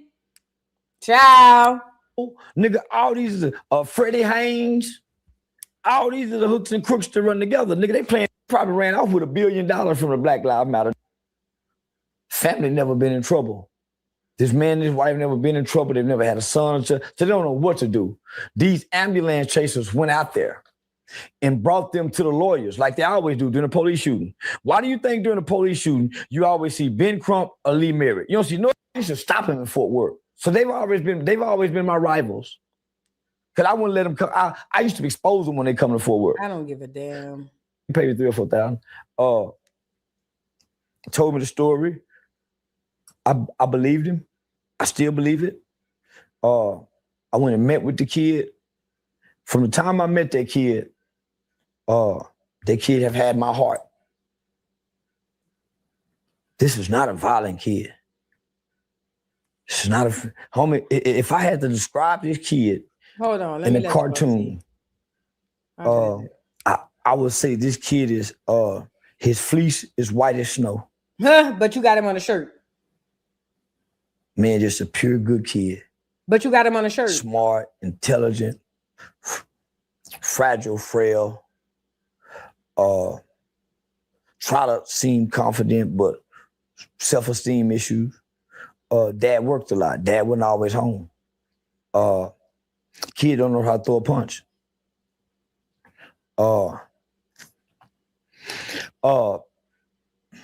Articulate. Can communicate well, properly. Being a thug is not one of them. Looking like a thug is not one of them. And I knew he was going to have a hard time being on bond, so I started putting things in place for him. I had him an MMA coach, shout out to Trent, a boxing coach to go out there. I loaded him up with books. One of the first books I gave him and asked him to read is The New Jim Crow by Michelle Alexander. It talks about the 1 and 3 school to prison pipeline. 1 and 3 school to prison pipeline. And now that I'm thinking about it, you had the kid read the Jim Crow book about school to prison pipeline. Were you manifesting that boy going to prison? Because remember, this is a warlock we're dealing with. And for y'all who don't know what a warlock is, it's a man who practices witchcraft, right? And y'all don't understand witchcraft for what it really is. So y'all don't understand how words can be witchcraft and actions with words can definitely be witchcraft.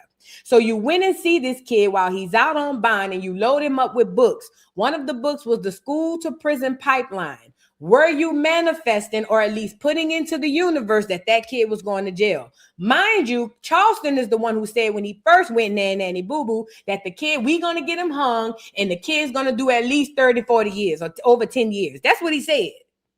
Yes, the intentions were there. 1 and 3 school to prison pipeline. He went to prison from school. 1 and 3 school to prison pipeline. He went to prison from school. Over 50% of children in the state of Texas are not arrested. Wouldn't that be a book you give him if he was convicted or after he got over this? I don't know. Streets. I hate a docile, subservient, beta male black man. No matter how much respect and likeness I have for you, you can't be that kind of man with me. I hurt your feelings. So I never hurt his feelings. But I was rough with him. See, while everybody talking, there was a time when he needed all these black people with these opinions. All these pause, because I'm gonna find it tomorrow and I'll bring it back. But let me just say this: Charleston want to say because he stepped in and offered. Nobody asked him. He stepped in, offered his help to the community or to the family. I'm sorry. Charleston wants us to believe that we didn't care. That because he was there with the family and we wasn't, mind you, black people were giving it a GoFundMe. That's why they had over $1 million or close to $1 million when Charleston was over there, right? But according to Charleston, nobody cared about Karmelo Anthony's family except us. In this interview, Charleston says out of his own mouth that he knew that jury was not going to side with Karmelo Anthony. I found that rich because he was on the phone telling Karmelo Anthony's father that he needs to trust the jury and that these white people have his child's best interest at heart. I am of the belief, because I don't know this to be true, I am of the belief that Charleston White was sent in to be the agent, the Judas and the Black Messiah that he is, to send this boy off to prison. I don't think he had any intentions, on helping this kid. Now he's coming out here dragging for the family as if that's supposed to be enough cover up for us to be okay with him selling watermelon felon t-shirts. Charleston is not for Black America. He is not for us. He does not belong to us, nor does he give a damn about us. He is a paid operative. I believe they groomed him in juvenile detention center, and they even groomed him up a little bit as an adult, and then they finally let him go on the internet. We fell in love with him being funny and being Rat Williams. For us to now get here, and some of us seen it earlier, but for us to now get here and to see exactly why he is. I remember coming online and telling y'all, I said, I don't care if you a podcast or not. I get it, y'all want to go viral, but I said I would not trust Charleston White. Now, if going viral is all you care about, then by all means, go get Charleston White. But when it comes down to the agent who he is, I don't trust him. I told all of YouTube to leave that nigga off your streaming platforms. You do not need him because he comes with a lot of baggage and a lot of crap that most people won't talk about. Charleston is a paid operative set up by the orange juice people to put right back into our community to screw us. And he's done an amazing job thus far. If this was the olden days and I was somebody in charge, Charleston would be tried, sentenced, and convicted right now at the stake at high noon for treason, and he would be hung. If this was the old days or something like that. Because that's how they handled things back then. But he would be either excommunicated or he would be hasta la vista, up out of here.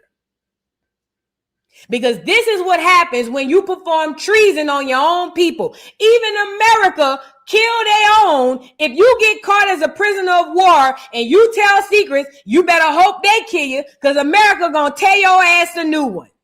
Charleston is the treasonous tramp that I always thought he was, but worse. He set that kid up to get killed. He set that kid up, to go to prison for all of those years. And the way he sat back and put his arms up and was like, oh, that's normal in Texas. That's normal in Collin County. In his mind, he'll be all right. Black America, stay as far away from Charleston White as you can.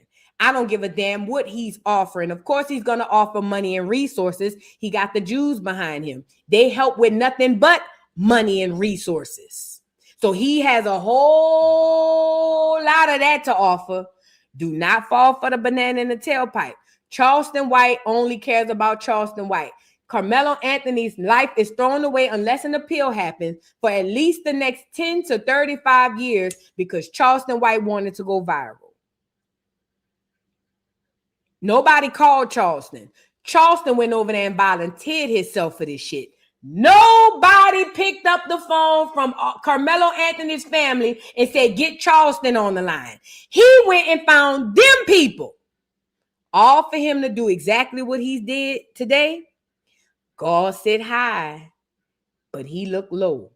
And mark my word, Charleston's punishment will be carried out in front of all of us.